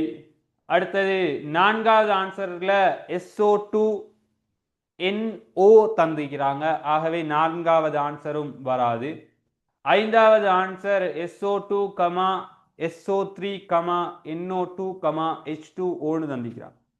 இந்த SO3யும் NO2வும் சேர்ந்து H2O இதெல்லாம் சேர்ந்து H2SO4 சக NO2 வரலாம். இப்போ அந்த மீச்சம் உள்ள SO2 நீங்கள் என்ன செய்ய போறீங்க அப்படின்னு நீங்கள் கேட்பீங்களாக இருந்தால் பேலன்ஸ் உள்ளது SO2 வாரத்துக்கு சான்ஸ் இருக்குதுன்னு சொல்லி நான் 5வது ஆன்சரை கொடுப்பேன்.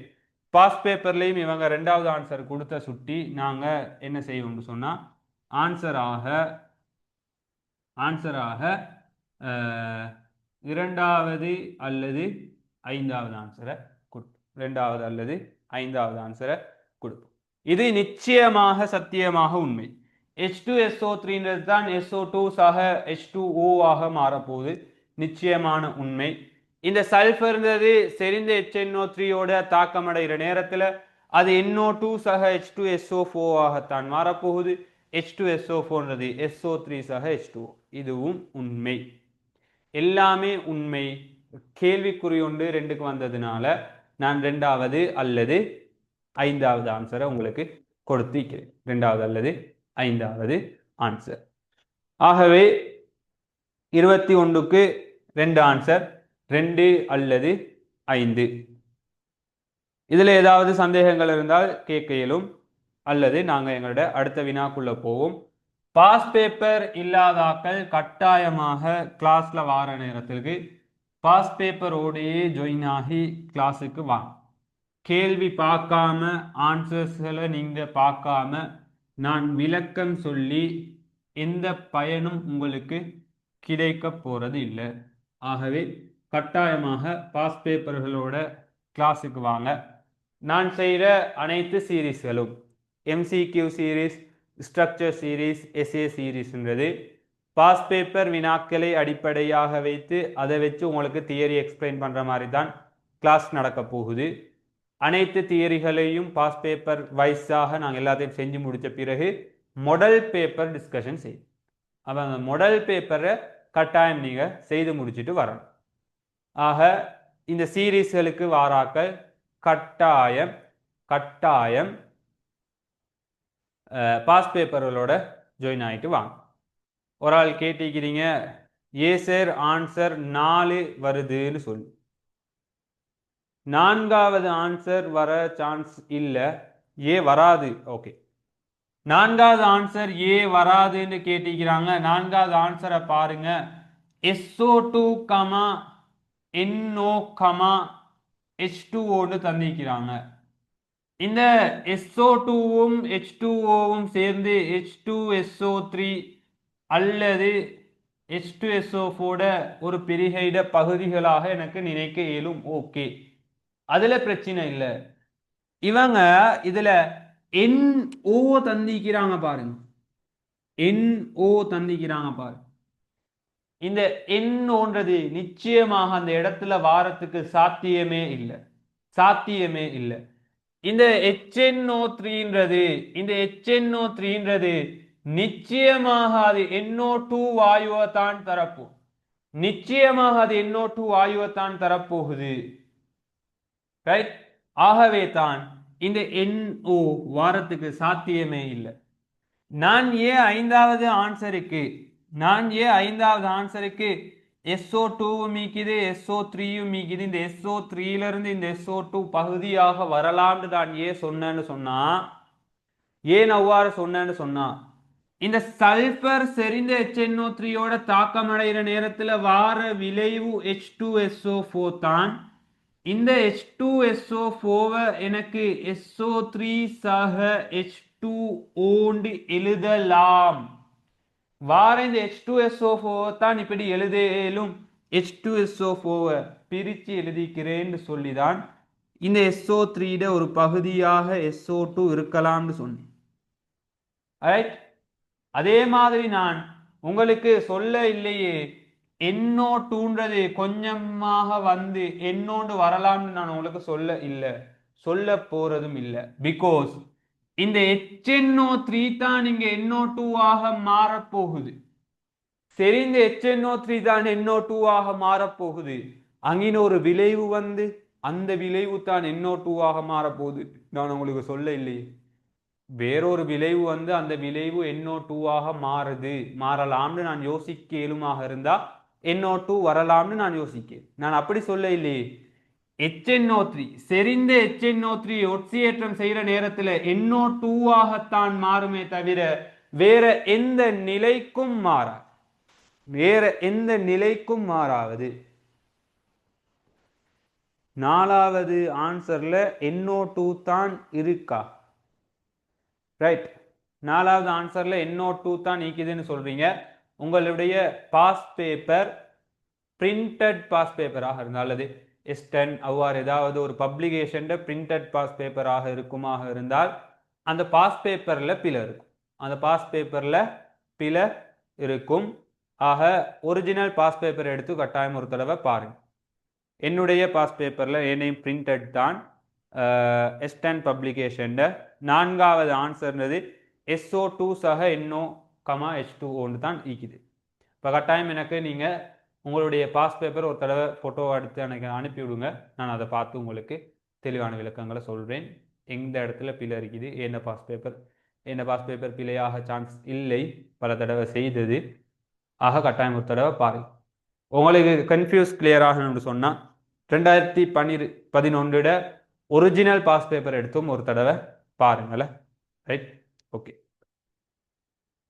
இந்த இடத்துல NO2 இருக்குமாக இருந்தால், உங்களுடைய பாஸ் பேப்பர்ல NO2 ஈக்குதுன்னு சொல்றாக்கள், NO2 இருக்குமாக இருந்தால் இரண்டாவது ஆன்சரும் நான்காவது ஆன்சரும் ஒரே மாதிரியான ஆன்சராக இருக்கும். ஆகவே அப்படி இருந்தீங்கன்னு சொன்னா 2 4 5 கொடுங்க, பிரச்சனை இல்லை. ரெண்டாவது ஆன்சரும் நாலாவது ஆன்சரும் ஒரே மாதிரி இருந்தா ரெண்டாவது சரின்னா கட்டாயம் நாலாவதும் சரியாகத்தானே இருக்கணும். ஆகவே 2 4 5 கொடுங்க, இஷ்யூ இல்லை. கட்டாயம் ஒரு தடவை எனக்கு உங்களுடைய பாஸ் பேப்பரை போட்டோ எடுத்து அனுப்பி விடுங்க. Right, okay. 21வது ஓகே. 27வது வினா, 2011 நடந்த 27வது வினா, 2011 நடந்த 27வது வினா. நீங்கள் வாட்ஸ்அப்பில் அனுப்பிங்கன்னு சொன்னால் மிச்சம் நல்ல. எனக்கு ஜூமில் இங்கே பார்த்துக்கிற டைம் இல்லை. ரைட், 27வது வினா. கூட்டம் 1, கூட்டம் 2 ஆகியவற்றின் உலோக மூலகங்களின் இரசாயன இயல்புகள் பற்றி பின்வரும் கூற்றுக்களில் எது சரியானது? சரியான கூற்று எது என்று கேட்டீங்களா? முதலாவது கூற்று சொல்றாங்க, கூட்டத்தில் கீழ் நோக்கி செல்லும் போது. முதலாவது கூற்று அவதான். 5 கூற்றுகள் தந்திக்கிறாங்க. முதலாவது கூற்று அவதான். கூட்டம் 1, கூட்டம் 2 சொல்றாங்க. கூட்டத்தின் கீழ் நோக்கி செல்லும் போது கூட்டம் 1 மூலகங்கள் நீருடன் குறைந்த வேகத்துடன் தாக்கம் அடையுதுன்னு சொல்றாங்க. இது பிழையான கூற்று. ஏன்னு சொன்னா, S தொகுப்பு மூலகங்களை நான் எடுப்பனாக இருந்தா கூட்டத்தின் வழியே கீழ் நோக்கி கூட்டத்தின் வழியே கீழ்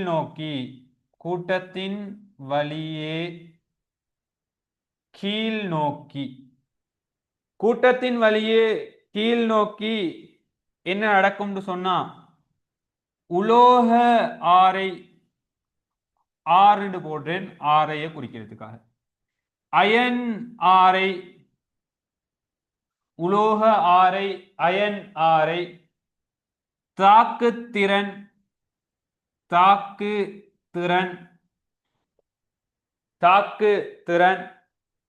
அடர்த்தி,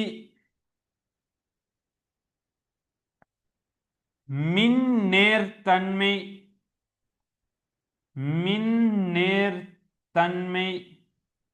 அடுத்தது அவதானிக்கணும், மின் நேர்த்தன்மை, மின் எதிர்த்தன்மை அல்ல, மின் நேர்த்தன்மை. அடுத்தது மென்மை. இதெல்லாம் என்ன செய்யும் சொன்னா, கூட்டத்தின் வழியே மேலிருந்து கீழ் நோக்கி அதிகரிக்கும். இது அப் டு டவுன் குறிச்சு காட்டக்கூடிய கூட்டத்தின் வழியே மேலிருந்து கீழ் நோக்கி அதிகரிக்கும்.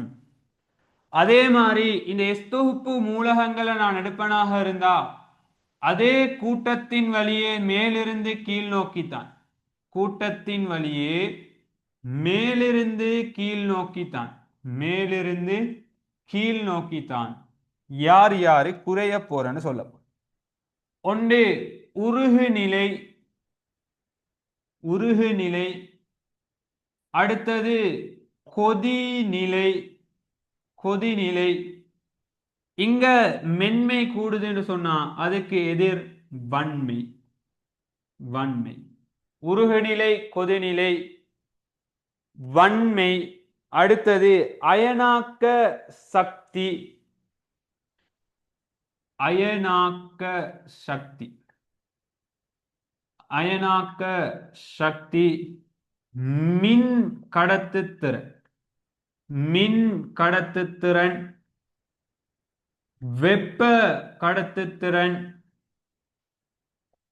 வெப்ப கடத்துத்திறன். இதெல்லாம் என்ன செய்ய போகுது, இதெல்லாம் என்ன செய்ய போகுதுன்னு சொன்னா கூட்டத்தின் வழியே மேலிருந்து கீழ் நோக்கி குறையும், கூட்டத்தின் வழியே மேலிருந்து கீழ் நோக்கி குறையும். இந்த கொஞ்சம் பேர் தான் அப்படியான்னு கேட்டா இல்லை, இன்னும் ஆக்களிக்கிறாங்க. கேள்வியோட தொடர்பு பற்ற பிரதானமான ஆக்களை மட்டும் சொல்லி, கேள்வியோட தொடர்பு பற்ற பிரதான ஆட்களை மட்டும் சொல்லிக்கிறேன். யார் யாரு? உருகுநிலை, கொதிநிலை, வன்மை, அயனாக்க சக்தி, மின் கடத்துத்திறன், வெப்ப கடத்துத்திறன். இதெல்லாம் என்ன செய்யும்? கூட்டத்தின் வழியே எஸ் தொகுப்பு மூலகங்கள்ல கூட்டத்தின் வழியே மேலிருந்து கீழ் நோக்கி குறையும். அதே நேரத்துல உலோக ஆரை, அயன் ஆரை, தாக்குத்திறன், அடர்த்தி, மின்னேற்தன்மை, மென்மை, இந்த ஆட்கள் எல்லாம் கூட்டத்தின் வழியே மேலிருந்து கீழ் நோக்கி அதிகரிக்கும், மேலிருந்து கீழ் நோக்கி அதிகரிக்கும். அப்ப இவங்க நேற்று கேட்ட கேள்வி தாக்குத்திறன். என்ன சொல்றாங்க? கூட்டத்தின் வழியே கீழ் நோக்கி செல்லும் போது கூட்டம் ஒன்று மூலகங்கள் நீருடன் குறைந்த வேகத்துடன் தாக்குத்திறன் அதிகரிக்கும்டா. மேலிருந்து கீழ் நோக்கி குறைந்த வேகத்துடைய தாக்கமடையும் இல்லை. ஆகவே முதலாவது கூற்று பிழையான கூற்று, முதலாவது கூற்று பிழையான கூற்று. ஸ்கிரீன்ஷாட்டில் அடிச்சு கொள்ளுங்க, எழுதுறதுக்கு நான் டைம் தர மாட்டேன், அல்லது ரெக்கார்டிங் பார்க்க ஏறி. மின்னெதிர்த்தன்மை என்ன நடக்கும்? மின்னெதிர்த்தன்மை சம்பந்தமாக நாங்கள் எதில் படிக்கிறது? ஜெனரல் கெமிஸ்ட்ரியில் படிக்கிறது. இடமிருந்து வலமாக மின்னெதிர்த்தன்மை அதிகரிக்கும், மேலிருந்து கீழாக மின்னெதிர்த்தன்மை குறையும். ரைட்? மின்னெதிர்த்தன்மை இடமிருந்து வலமாக அதிகரிக்கும். ஆவர்த்தன போக்கு, மூலகங்களோட ஆவர்த்தன போக்குன்னு நாங்கள் ஜெனரல் கெமிஸ்ட்ரியில் படிக்கிறது. நினைவிருக்கணும், 25 மாணவர்கள் என்று சொன்னால் இந்த கேள்வியெல்லாம் அநியாயமான கேள்விகள் இருந்தாலும் பிரச்சனை இல்லை, இன்னும் டைம் இருக்குது, தாராளமாக படிப்போம். சந்தேகங்களை கேளுங்க. இப்போ இந்த டவுட்டை கேட்டு நோண்டி பார்க்கலாம். நான் சொல்றது நீங்கள் தெரிஞ்சிக்கணும், இப்படி கேள்வி டவுட்டல் கேட்கறது அநியாயம் அப்படின்னு நான் சொல்றதுக்குரிய காரணம் உங்களைய இல்லாமலாக்கவோ பயமுறுத்தவோ இல்லை. நான் அப்படி சொல்றேன்னு சொன்னால் உங்களை விட வேகமாக படிக்கிறாக்கள் ஈக்கிறாங்க. அப்போ நீங்கள் உங்களுடைய படிக்கிற வீதத்தை கூட்டணுன்றதுக்காகத்தான் சொல்றேனே தவிர உங்களை நோண்டியாக்க சொல்லலை. ரைட்? கவனித்து நோண்டியாக்க சொல்லலை. டவுட்டில் தாராளமாக கேளுங்க, சின்ன டவுட்டாக இருந்தாலும் தெளிவாக விளங்கப்படுத்துவேன். இந்த டவுட்டெல்லாம் நான் சேர்ட்ட கேட்டுட்டேன் ஒரு நாளும் வெக்கப்பட தேவையும் இல்லை, சேர்ட்ட கேட்கிறதா வானமாண்டு பயப்பட தேவையும் இல்லை. எந்த டவுட்டாக இருந்தாலும் விளக்கம் சொல்லப்படும். நீங்க படிக்கிறது போதா அப்படின்ற விடயத்தை நான் மென்ஷன் பண்ணேன். ஏன்னு சொன்னா ஏ லெவல்ன்றது போட்டி பரீட்சை, ஏ லெவல்ன்றது போட்டி பரீட்சை. ஆகவே நீங்க பின்தங்கி இருந்தா நீங்க பின்தங்கி இருக்கிறீங்க, உங்களுடைய படிக்கிற வீதங்களை கூட்டணும்ன்றது சொல்லித்தர வேண்டியது என்னுடைய பொறுப்பு என்றதுக்காக சொல்றேன். ரைட்? மின்னெதிர் தன்மைன்றது இடமிருந்து வலமாக அதிகரிக்கும், மேலிருந்து கீழாக குறையும். ஜெனரல் கெமிஸ்ட்ரியில படிக்கிற விடயம். ரைட்? ஓகே. ஆகவே முதலாவது கூற்று பிழையான கூற்று, முதலாவது கூற்று பிழையான கூற்று. ரைட்? ஓகே. இரண்டாவது கூற்ற அவதானிப்போம். இரண்டாவது கூற்ற அவதானிப்போம். என்ன சொல்றாங்க? கூட்டத்தில் கீழ் நோக்கி செல்லும் போது கூட்டம் 2 கார்பனேட்டுகள் வெப்பத்திற்கு உறுதி குறைந்தவையாக அமைகின்றன. கூட்டத்தில் கீழ் நோக்கி செல்லும் போது கூட்டம் 2 கார்பனேட்டுகளின் வெப்ப உறுதி குறைந்தவையாக இருக்கின்றன. இப்ப இந்த கேள்வியை பார்க்கிற நேரத்துல இப்படி ஒரு தியரி நாங்க படிச்சிக்கிறோமா இல்லையே, நோட்ஸும் படிக்கலையே, அப்ப எப்படி நான் பார்க்கிறேன்னு தலை சொறிகிறது இல்லை, தலைய சொறிகிறது இல்லை. இந்த கேள்வி எது அடிப்படையாக கொண்டதுன்னு சொன்னா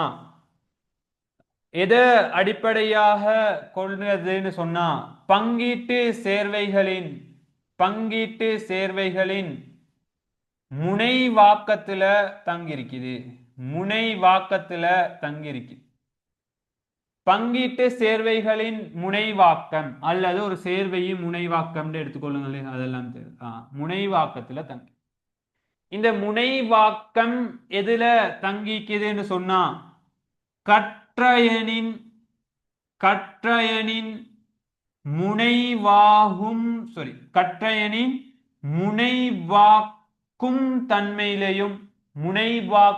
தன்மையிலையும் அணையனின், நான் இங்க நேர்வித சமன் போடாம தரையே போட்டு ரைட், அணையனின் முனைவாகும் தன்மையிலையும் தங்கி.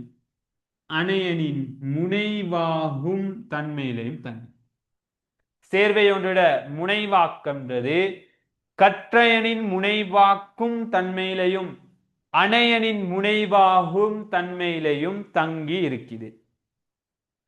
இப்ப நான் சொல்ல போறேன், இந்த கற்றயனின் முனைவாக்கும் தன்மை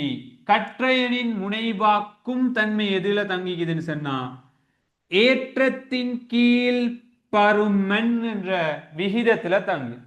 உதாரணமா இந்த கற்றயண்ட முனைவாக்கும் தன்மைய நான் லித்தியம் பிளஸ் என்ற கற்றயன் எடுப்பேன்னு சொன்னா லித்தியம் பிளஸ் ஏற்றம்ன்றது உண்டு, லித்தியம் பிளஸ் பருமன் அதுட விகிதத்துல தங்கி, ஏற்றத்தின் கீழ் விகிதத்துல தங்கி இருக்குது இந்த கற்றயனின் முனைவாக்கும் தன்மை. இந்த அணையனின் முனைவாகும் தன்மை எதுல தங்கிக்குதுன்னு கேட்டா ஏற்றம் தர பருமன்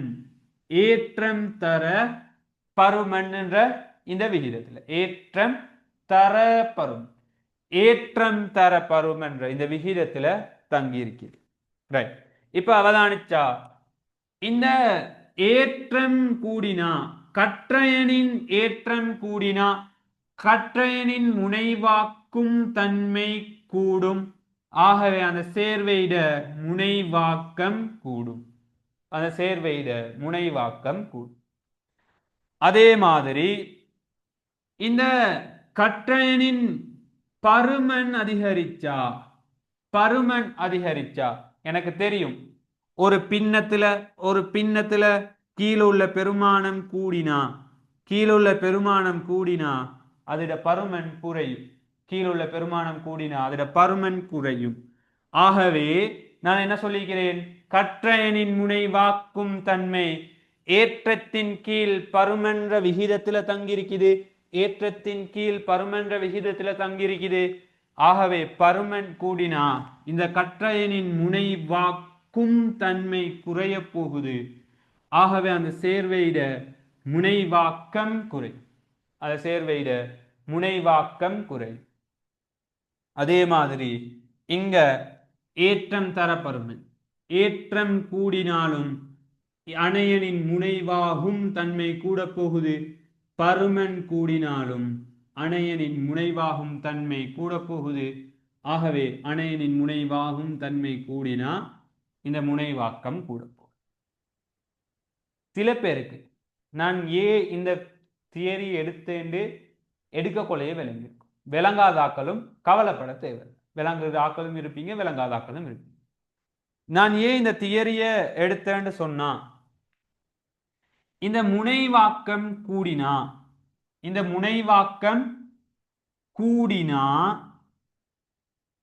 பங்கீட்டு தன்மை கூடும். முனைவாக்கும் தன்மை கூடினா பங்கீட்டு தன்மை கூடும். அயன் தன்மை குறையும். அயன் தன்மை குறையும். இந்த அயன் தன்மையில தான் வெப்ப உறுதி, உருகுநிலை, கொதிநிலை, உருகுநிலை, கொதிநிலை, மின் கடத்துத்திறன், வெப்ப கடத்துத்திறன் திறன் ஏராளமானது இது. இந்த தியரிகள் சம்பந்தமாக டவுட் ஈக்கிறாக்கள் இருப்பீங்களாக இருந்தா கட்டாயம் நான் செய்யற 26 பேஜுக்கு செய்யற ஜெனரல் கெமிஸ்ட்ரி ரவுண்ட் அப்புக்கு ஜாயின் ஆகும். இது தமரமான டீப்பாகவே உதாரணங்களோட அந்த கேள்விகள் வர நேரத்தில் கதைக்கப்படும். Right, okay. ஆகவே இந்த அயன் தன்மை குறைந்தா வெப்ப உறுதி, உருகுநிலை, கொதிநிலை எல்லாம் குறையும். இப்ப இவங்க கேட்கிறாங்க கேள்வி என்ன கேட்கிறாங்க, கூட்டத்தின் வழியை கீழ் நோக்கி செல்லும் போது கூட்டம் 2 கார்பனேட்டுகளின் வெப்பத்திற்கு உறுதி குறைந்தவைன்னு சொல்றாங்க.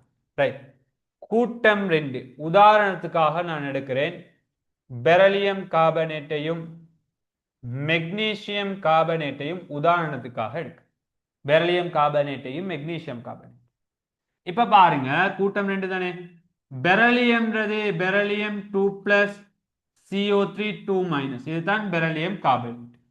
மெக்னீசியம் கார்பனேட்ன்றது மெக்னீசியம் 2+ CO3 2-. இப்ப பாருங்க, கார்பனேட்டுகளின் வெப்ப உறுதி தானே கேட்கிறாங்க. அப்ப நிச்சயமாக எல்லாத்துலயுமே கார்பனேட்டு CO3 2- தான் வரும். எல்லாத்துலயுமே CO3 2- தான் வரப்போகுதுன்னு சொன்னா எல்லாத்துக்குமே அணையனின் முனைவாகும் தன்மை சமனாக இருக்கும். எல்லாமே CO3 2-. CO3 2- எல்லாமேடா CO3 2- ஒரே பருமன் தான் நீக்க போகுது, CO3 2- ஒரே ஏற்றம் தான் நீக்க போகுது. ஆகவே அணையன் மாறவில்லை. ஆகவே அணையனின் முனைவாகும் தன்மையிலேயே தங்கியிருக்க போறல்ல இந்த முனைவாக்கம். இந்த கேள்வியில தங்கியிருக்கிறல்ல கார்பனேட்டுக்கள்ல மட்டுமாக கேட்டதுனால. ரைட், அடுத்தது பாருங்க, இங்க பெரிலியம் 2+, மெக்னீசியம் 2+, அதை விடும். கூட்டம் 2 என்று சொன்னா அதோட ஏற்றம் 2+ ஆகத்தான் நீக்க போகுது. எந்த கற்றையின் எடுத்தாலும் கூட்டம் 2 என்று சொன்னா அதோட ஏற்றம் 2+ ஆகத்தான் இருக்க போகுது. அப்ப இவங்க கூட்டம் 2 வெப்ப உறுதி தானே கேட்கிறாங்க. அப்ப நிச்சயமாக இந்த ஏற்றமும் மாறாது. அப்ப யார்ல தங்கிக்க போகுது, இந்த பருமன்ல மட்டும் தங்கியிருக்க போகுது. அணையண்ட பருமன்ல மட்டும் தங்கியிருக்க போகுது. Right right. இப்ப இந்த பருமனுக்கும் இந்த முனைவாக்கத்துக்கும் என்ன தொடர்பு? முனைவாக்கம் 3 அணுகுள். இந்த முனைவாக்கம்ன்றது அந்த பருமனுக்கு நேர்மாறு விகித சமன். அதே மாதிரி இங்க வெப்ப உறுதி தான் கேட்கிறான். இந்த வெப்ப உறுதின்றது அதே முனைவாக்கத்துக்கு நேர்மாறு விகித சமன். வெப்ப உறுதி சொல்லண்டா, பருமன் கூடினா முனைவாக்கம் குறையும். முனைவாக்கம் குறைஞ்சா வெப்ப உறுதி கூடும். முனைவாக்கம் கூடினா அயன் தன்மை குறையும், வெப்ப உறுதி குறையும் சொன்ன. விளங்குதா சொல்றது? முனைவாக்கம் கூடினா பங்கீட்டு தன்மை கூடும், அயன் தன்மை குறையும், வெப்ப உறுதி குறையும். அப்ப அதே மாதிரி சொல்லுங்க, முனைவாக்கம் குறைஞ்சா பங்கீட்டு தன்மை குறையும், அயன் தன்மை கூடும், வெப்ப உறுதி கூடும். சரியா? அப்ப இங்க பாரு, பருமன் கூடினா முனைவாக்கம் குறையும், வெப்ப உறுதி கூடும். பருமன் கூடினா முனைவாக்கம் குறையும், வெப்ப உறுதி கூடும். இப்ப சொன்னது எப்படி? பருமன் கூடினா முனைவாக்கம் குறையும், வெப்ப உறுதி கூடும். கூட்டத்தின் வழியே மேலிருந்து கீழ் நோக்கி அயன் ஆரை கூடும் அப்படின்னு சொன்னா, ஆரை கூடுதுன்னு சொன்னா பருமன் கூடுதுன்னு அர்த்தம். ஆகவே கூட்டத்தின் வழியே மேலிருந்து கீழ் நோக்கி பருமன் கூடும். பருமன் கூடினா வெப்ப உறுதியும் கூட போகும். ஆகவே கூட்டத்தின் வழியே மேலிருந்து கீழ் நோக்கி வெப்ப உறுதி கூடும். கேள்வியில என்ன சொல்றாங்க? வெப்ப உறுதி குறையும்னு சொல்றாங்க. ஆகவே இரண்டாவது கூற்றும் பிழையான கூற்று. இரண்டாவது கூற்றும் பிழையான கூற்று. இதுல இருந்து எனக்கு ஒரு முடிவு சொல்ல இயலும். கூட்டம் 2 உப்புக்களின் கூட்டம் 2 உப்புக்களின் வெப்ப உறுதின்றது கூட்டம் 2 உப்புக்களின் வெப்ப உறுதின்றது அதிட பருமன் அல்லது ஆரைக்கு நேர் விகித சமனாக இருக்கும். கூட்டம் 2 உப்புக்களின் உறுதி கூட்டம் 2 உப்புக்கள் அல்லது கூட்டம் 1 உப்புக்கள் அல்லது எஸ் தொகுப்பு உப்புக்கள். கூட்டம் 2 உப்புக்களின் வெப்ப உறுதி ஒரு கூட்டத்துக்கு மட்டும் சொல்லு. ஒரு கூட்டத்துக்கு மட்டும் சொல்றேன். ரைட்? கூட்டம் 2 கூட்டம் 2 மட்டும். கூட்டம் 1 கூட்டம் 1 மட்டும் தான் பார்ப்போம். கூட்டம் 2ஐயும் கூட்டம் 1ஐயும் ஒப்பிடக்கூடாது. ரைட்? ஆகவே கூட்டம் 2 உப்புக்களின் வெப்ப உறுதி கூட்டத்தின் வழியே மேலிருந்து கீழ் நோக்கி அதோட பருமனுக்கு சமனாக. இல்லாட்டி எனக்கு இது அப்படியே பாடமாக்கி மெச்சிக்கொள்ள இயலும். உப்புக்களின் வெப்ப உறுதி மேலிருந்து கீழ் நோக்கி அதிகரிக்கும். உப்புக்களின் வெப்ப உறுதி மேலிருந்து கீழ் நோக்கி அதிகரிக்கும். இதை நோட்டா எழுதி வச்சு நீங்க பாடமாக்கி கொண்டாலும் ஓகே, பிரச்சனை இல்லை. என்ன? எஸ் தொகுப்பு உப்புக்களின் வெப்ப உறுதி கூட்டத்தின் வழியே மேலிருந்து கீழ் நோக்கி அதிகரிக்கும். எப்படி அதிகரிக்கும்ன்றதுக்கு இந்த முனைவாக்கத்தை வச்சு நிறுவி சொல்லி முனைவாக்கத்தை வச்சு நிறுவி சொல்லி இருக்கிறேன். ரைட்? ஓகே. ரெண்டாவது கூற்றும் முடிஞ்சாச்சு. ரெண்டாவது கூற்றும் முடிஞ்சு. ரைட். ரெண்டாவது கூற்றும் பிழையான கூற்று. மூன்றாவது கூற்று என்ன சொல்றாங்கன்னு கேட்டா, கூட்டத்தில் கீழ் நோக்கி செல்லும் போது கூட்டம் 2 மூலகங்களின் ஐதரைட்டுக்கள் கமா சல்பேட்டுக்கள் கமா கார்பனேட்டுக்கள் ஆகியன நீரிலே அதிகம் கரையக்கூடியவையாக அமையும். அதிகம் கரையக்கூடியவையாக அமையும்னு சொல்றாங்க. இது பிழை. இது பிழையான. ஏன் பிழைன்னு சொன்னா, கூட்டம் 2 உப்புக்களோட கரைத்திறன்ல ஹைட்ரோக்சைடையும் ஆக்சைடையும் கரைத்திறன் மட்டும் தான் கூட்டத்தின் வழியே மேலிருந்து கீழ் நோக்கி அதிகரிக்கும். இப்ப அதை நோட்டா எழுதி வச்சுக்கொள்ளுங்க. ஒரு சார்ட் ஒன்று நான் மீண்டும் உங்களுக்கு 2012 டிஸ்கஷன் செய்யற நேரத்தில் ஒரு சார்ட் ஒன்று தருவேன். கூட்டம் 2 உப்புக்களின் கரைத்திறன் சொல்லி அந்த சார்ட்டும் நினைவு இருக்கணும். இப்போதைக்கு இந்த பாயிண்ட்டை நினைவு வச்சுக்கணும். என்ன? கூட்டம் 2 உப்புக்களின் கூட்டம் 2 உப்புக்களின் ஹைட்ரோக்சைடு கமா ஒக்சைடுகளின்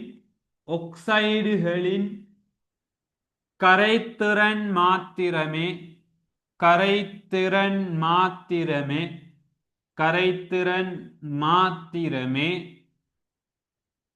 கூட்டத்தின் வழியே மேலிருந்து கீழ் நோக்கி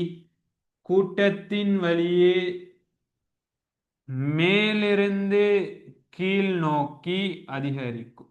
கூட்டத்தின் வழியே மேலிருந்து கீழ் நோக்கி அதிகரிக்கும். கூட்டம் 2 உப்புக்கள்ல இந்த ஹைட்ரோக்சைடையும் ஆக்சைடையும் கரைத்திறன் மட்டும் தான். கூட்டம் 2 உப்புக்கள்ல இந்த ஹைட்ரோக்சைடையும் ஆக்சைடையும் கரைத்திறன் மட்டும் தான் கூட்டத்தின் வழியே மேலிருந்து கீழ் நோக்கி அதிகரிக்கும். ஏனைய உப்புக்களுக்கு அவ்வாறு அதிகரிக்காது.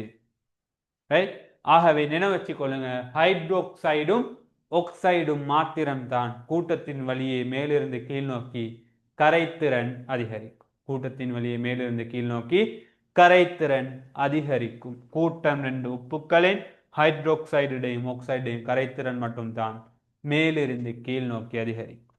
ஆகவே இந்த மூன்றாவது கூற்றுன்றதும் பிழையான கூற்று. நான்காவது கூற்று அவதானித்தமாக இருந்தா, கூட்டம் 2 உள்ள எல்லா மூலகங்களும் பங்கீட்டு வலு ஐதரொட்சைட்டுகளை, அதாவது பங்கீட்டு வலு ஹைட்ரோக்சைடுகளை உண்டாக்குகின்றன சொல்றாங்க. கூட்டம் 2ல எல்லாமே பங்கீட்டு ஹைட்ரைட்டுகளை உருவாக்குதுன்னு சொல்றாங்க. இந்த கூற்றும் பிழையான கூற்று. இந்த கூற்றும் பிழையான கூற்று. ஏ பிழை அப்படின்னு நீங்க எடுப்பீங்களாக இருந்தா, ஏ பிளண்டு எடுப்பீங்களாக இருந்தா, பெரிலியம் ஹைட்ரைட்ன்றது பெரிலியம்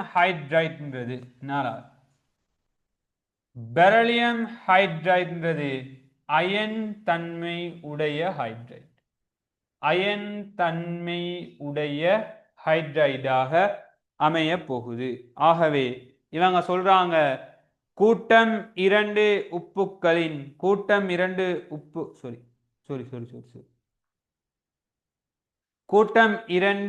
ஹைட்ரைடுகள்ல எல்லா மூலகங்களும் பங்கீட்டு ஹைட்ரைட்னு சொல்றாங்க. பிழை.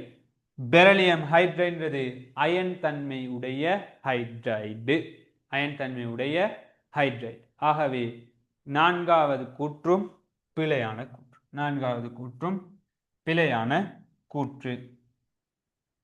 5வது கூற்ற அவதானிப்பமாக இருந்தா, லித்தியம் கார்பனேட்டு தவிர கூட்டம் 1 எல்லா கார்பனேட்டுகளும் வெப்பத்திற்கு உறுதியானவை. சரியான கூற்று. எஸ்ஏ டிஸ்கஷன்ஸ்க்கு வந்த எல்லாம் இந்த கேள்விகளுக்கு கட்டாயம் சரி எடுத்திருக்கு. அவ்வாறு பிழை எடுத்தாக்கள்னு சொன்னா அநியாயம். Right, okay.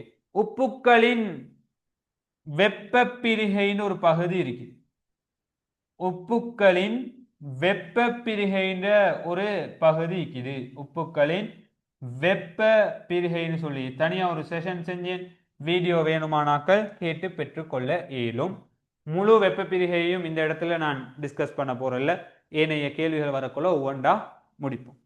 அதே இப்ப இந்த உப்புக்களின் வெப்ப பிரிகையில ஒரு சார்ட் ஒன்று படிச்சுக்கிறோம். அந்த சார்ட்ல கார்பனேட்டை மட்டும் எடுக்கும். இந்த சார்ட் 3 பகுதிகளாக பிரியும். என்ன அந்த 3 பகுதினா, முதலாவது கொலம்ல லித்தியம் பிளஸ் தவிர்ந்த கூட்டம் 1, லித்தியம் பிளஸ் தவிர்ந்த கூட்டம் 1 கற்றயன்கள். 2வது கொலம்ல ஏஜி எஜ்ஜிட உப்புக்கள். 3வதுல ஏனைய உப்புக்கள். இப்ப நீங்க இதுல அவதானிப்புகளாக இருந்தா, லித்தியம் எதுல வரப்போகுது? இங்க முதலாவது கொலம்ல லித்தியம் பிளஸ் தவிர்ந்த கூட்டம். அப்ப முதலாவது கொலம்ல லித்தியம் வரப்போகுதா? இல்ல. இங்கால ஏஜி எஜ். அப்ப இதுல லித்தியம் பிளஸ் இருக்குதா? இல்ல.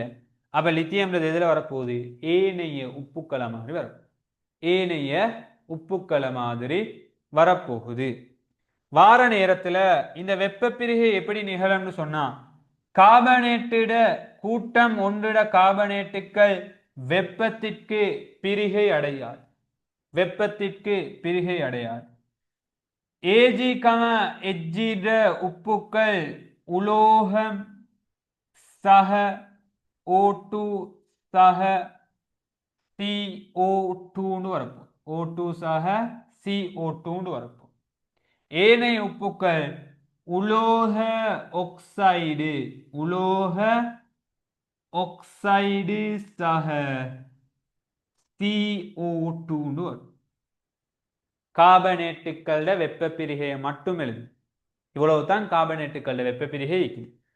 கூட்டம் 1ல லித்தியம் தவிர்ந்த ஏனைய கார்பனேட்டுக்கள் வெப்பத்திற்கு பிரிகை அடையாது. ஏஜி பிளஸ் ட கார்பனேட், அதாவது Ag2CO3, Hg பிளஸ் ட கார்பனேட் Hg2CO3, அது என்ன செய்யும்? உலோகம் சக O2 சக CO2 பிரிகை. ஏஜிட கார்பனேட் ஐந்தா ஏஜி சக O2 சக CO2 வரும். எஜ்ஜிட கார்பனேட்டாக இருந்தா எஜ்ஜி சக O2 சக CO2 வரும். ஏனைய உப்புக்கள் இப்ப என்ன கேட்டது லித்தியம் கார்பனேட். அப்ப லித்தியம் கார்பனேட் எப்படி வரப்போகுது உலோக ஆக்சைடு சக CO2 உலோக ஆக்சைடு சக CO2 லித்தியத்திட ஆக்சைடு லித்தியம் ஆக்சைடு சக CO2 வரும். லித்தியம் ஆக்சைடு சக CO2 வரும். இப்ப இவங்க ஐந்தாவது கூற்று சொல்றாங்க லித்தியம் கார்பனேட்டு தவிர்ந்த ஏனைய கூட்டம் ஒன்று உப்புக்களில் வெப்பத்திற்கு உறுதியானவை. வெப்பத்திற்கு உறுதியானவைன்னு சொன்னா வெப்ப பிரிகை அடைய கூடாது. வெப்பத்திற்கு உறுதியானவைனா வெப்ப பிரிகை அடைய கூடாது. இப்ப இவங்க சொல்றாங்க சரியா பிள்ளையான்னு பாருங்க. உலோக கூட்டம் ஒன்றிட கார்பனேட்டுகள் வெப்பத்திற்கு பிரிகை அடையாதுன்னா இந்த கூற்று சரி. என்ன சொல்லுகிறேன் லித்தியம் தவிர்ந்த கூட்டம் ஒன்றிட கார்பனேட்டு வெப்பத்திற்கு பிரிகை அடையாது தியரி. உப்புக்களின் வெப்ப பிரிகை சம்பந்தமான தியரி தனி ஒரு வீடியோ இருக்குது, தேவையான நாட்கள் கேட்டு பெற்றுக்கொள்ள இயலும். அப்ப அவ்வாறு இவங்க சொல்ற நேரத்துல அப்ப சொல்றாங்க ஐந்தாவது கூற்று லித்தியம் கார்பனேட்டு தவிர்ந்த கூட்டம் ஒன்றின் எல்லா கார்பனேட்டுகளும் வெப்பத்திற்கு உறுதியான. எஸ் சரியான கூற்று. ஏ லித்தியம் மட்டும் தான் ஏனைய உப்புக்கள மாதிரி பிரிகை அடைய போது ஏனைய கூட்டம் ஒன்று பிரிகை அடையாதுன்னு சொன்னா ஐந்தாவது கூற்று சரியான. ஐந்தாவது கூற்று சரியான. ஆகவே 27வதுக்கு ஆன்சர் 27வதுக்கு ஆன்சர் ஐந்தாவதாக அமைய போகுது. ஐந்தாவது ஆன்சராக அமைய போகுது. Right, okay. அடுத்த கேள்விக்குள்ள போவோம். சந்தேகங்கள் இருந்தால் கேட்க இயலும். சந்தேகங்கள் இருந்தால் கேட்க இயலும்.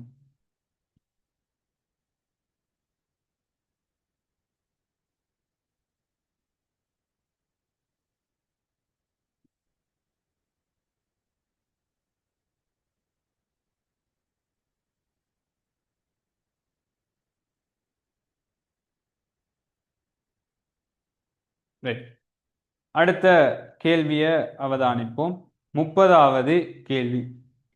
செறிந்த H2SO4ல் V2O5 கரைந்து உண்டாக்கும் மஞ்சள் நிற ஒக்சோ கற்றயன் ஆனது Na2SO3 போன்ற மிதமான தாழ்த்தும் கருவியுடன் தொழிற்பட விடப்படும் போது நீல நிறமாகின்றது. நீல நிறமாகின்றது. மஞ்சள் நிற கரைசலை இசடன் துண்டுகளுடன் தொழிற்பட விடும் போது பல நிற மாற்றங்கள் ஏற்பட்டு இறுதியாக ஒரு மென் செவ்வூதா கரைசல் கிடைக்கின்றது. மஞ்சள், நீலம், மென் செவ்வூதா ஆகிய நிறங்களுக்கு பொறுப்பான வெனேடியம் இனங்கள் முறையே. வெனேடியம் இனங்கள் முறையேன்னு சொல்லிக்கலாம். கேள்வி கொஞ்சம் குழப்பம் மாதிரி தான். கேள்வி கொஞ்சம் குழப்பம் மாதிரி தான். ஆனா இந்த கேள்வியிட ஆன்சரை கொஞ்சம் ஒருக்கா இப்படி பெரட்டிப்பார். ஆன்சரை ஒருக்கா கொஞ்சம் பெரட்டிப்பார். இவங்க என்ன கேட்டிக்கிறாங்க, வெனேடியத்திட சேர்வைகள்ல மஞ்சள், நீலம், மென் செவ்வூதா நிறங்கள். மஞ்சள், நீலம், மென் செவ்வூதா நிறங்களை கொண்ட இந்த உப்புக்கள் கொண்ட இந்த சேர்வைகள் யார் யாருன்னு கேட்கிறான். யாரு யாருன்னு கேட்கிறாங்க.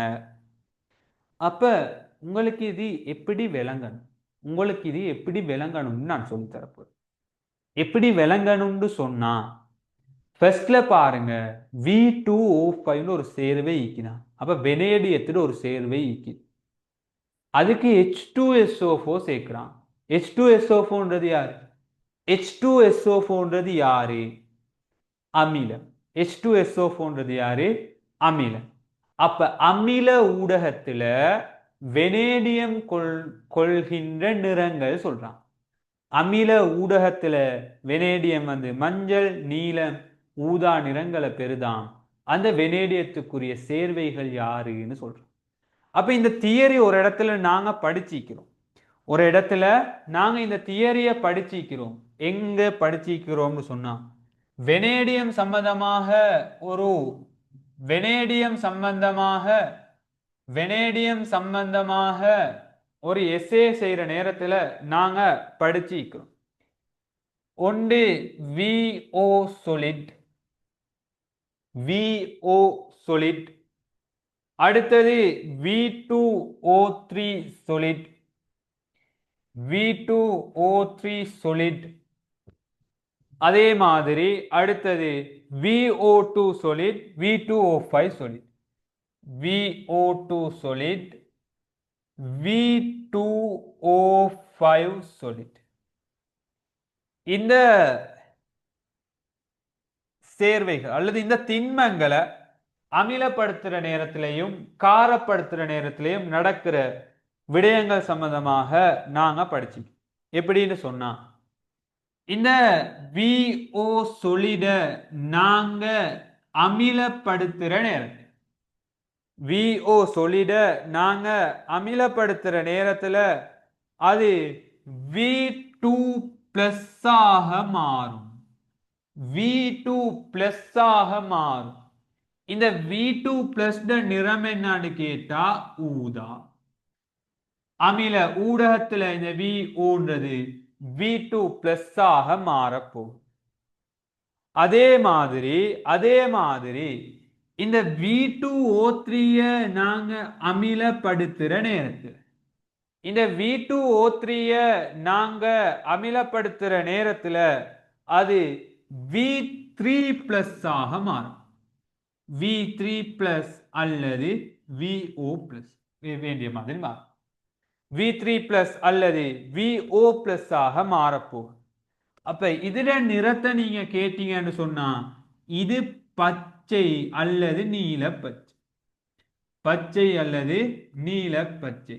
அமில ஊடகத்துல V3 பிளஸ் ஆக இருந்தாலும் சரி, VO பிளஸ் ஆக இருந்தாலும் சரி, பச்சை அல்லது நீல பச்சையை உடையது. இந்த V2O5 நான் அமிலப்படுத்துற நேரத்துல இந்த V2O5 நான் அமிலப்படுத்துற நேரத்துல அது VO2 பிளஸ் ஆக மாறும். VO2 solid நான் அமிலப்படுத்துற நேரத்துல அது VO2 பிளஸ் ஆக மாறும். இந்த VO2 பிளஸ் நிறம் என்னன்னு கேட்டா நீலம்.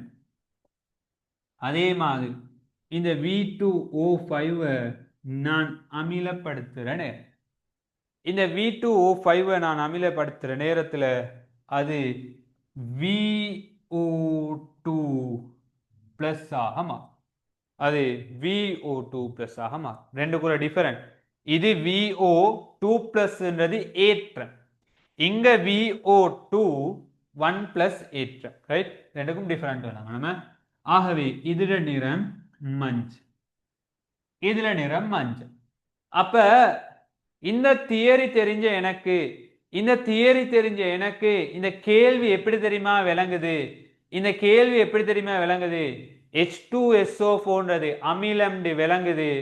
அமில ஊடகத்தில் வெனேடியம், மஞ்சள், நீலம், மென்சுஊதா ஆகிய நிறங்களுக்கு பொறுப்பாக இருக்கின்றது.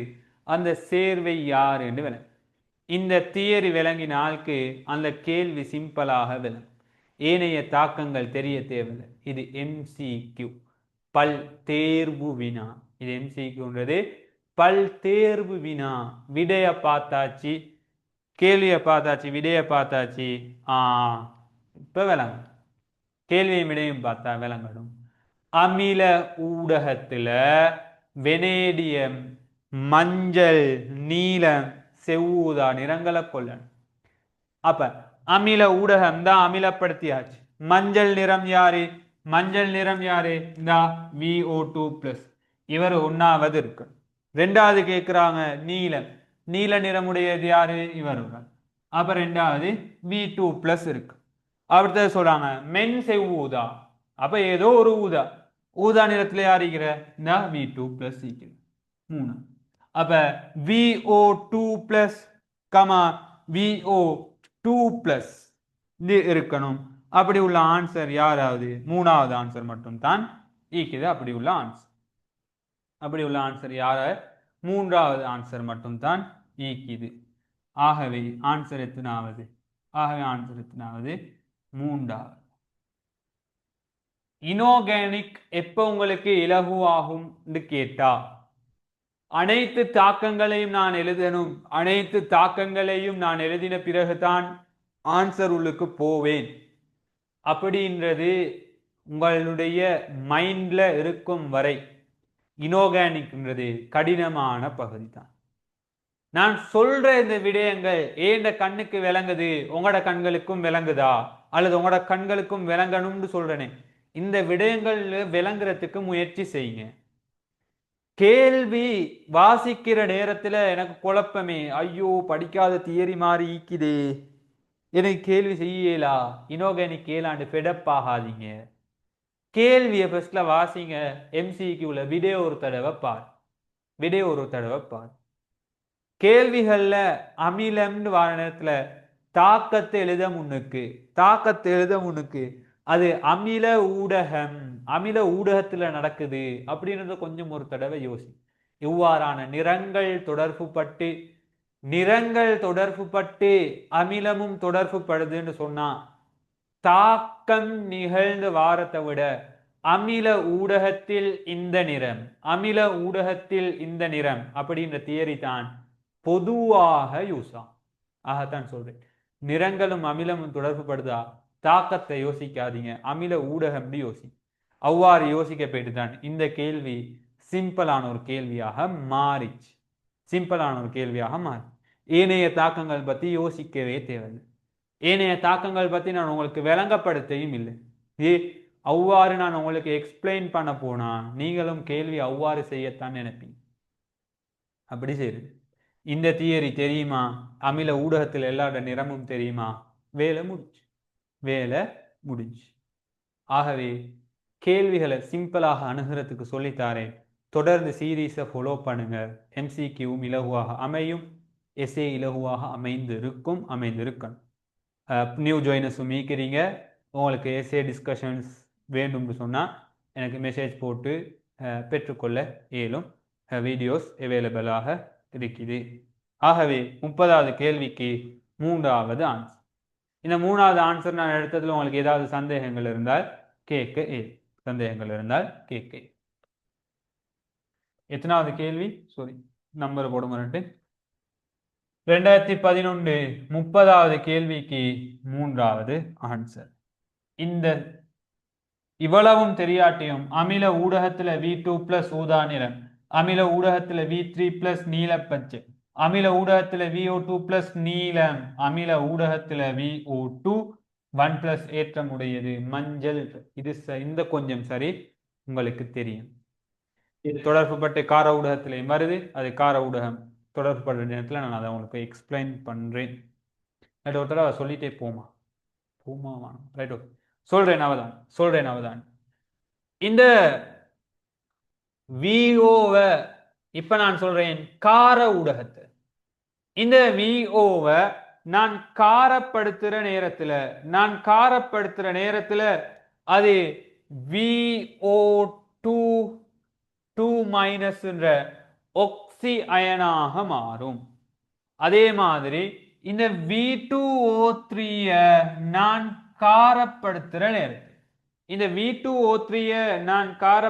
நேரத்துல அது VO2- ஆக மாறும்.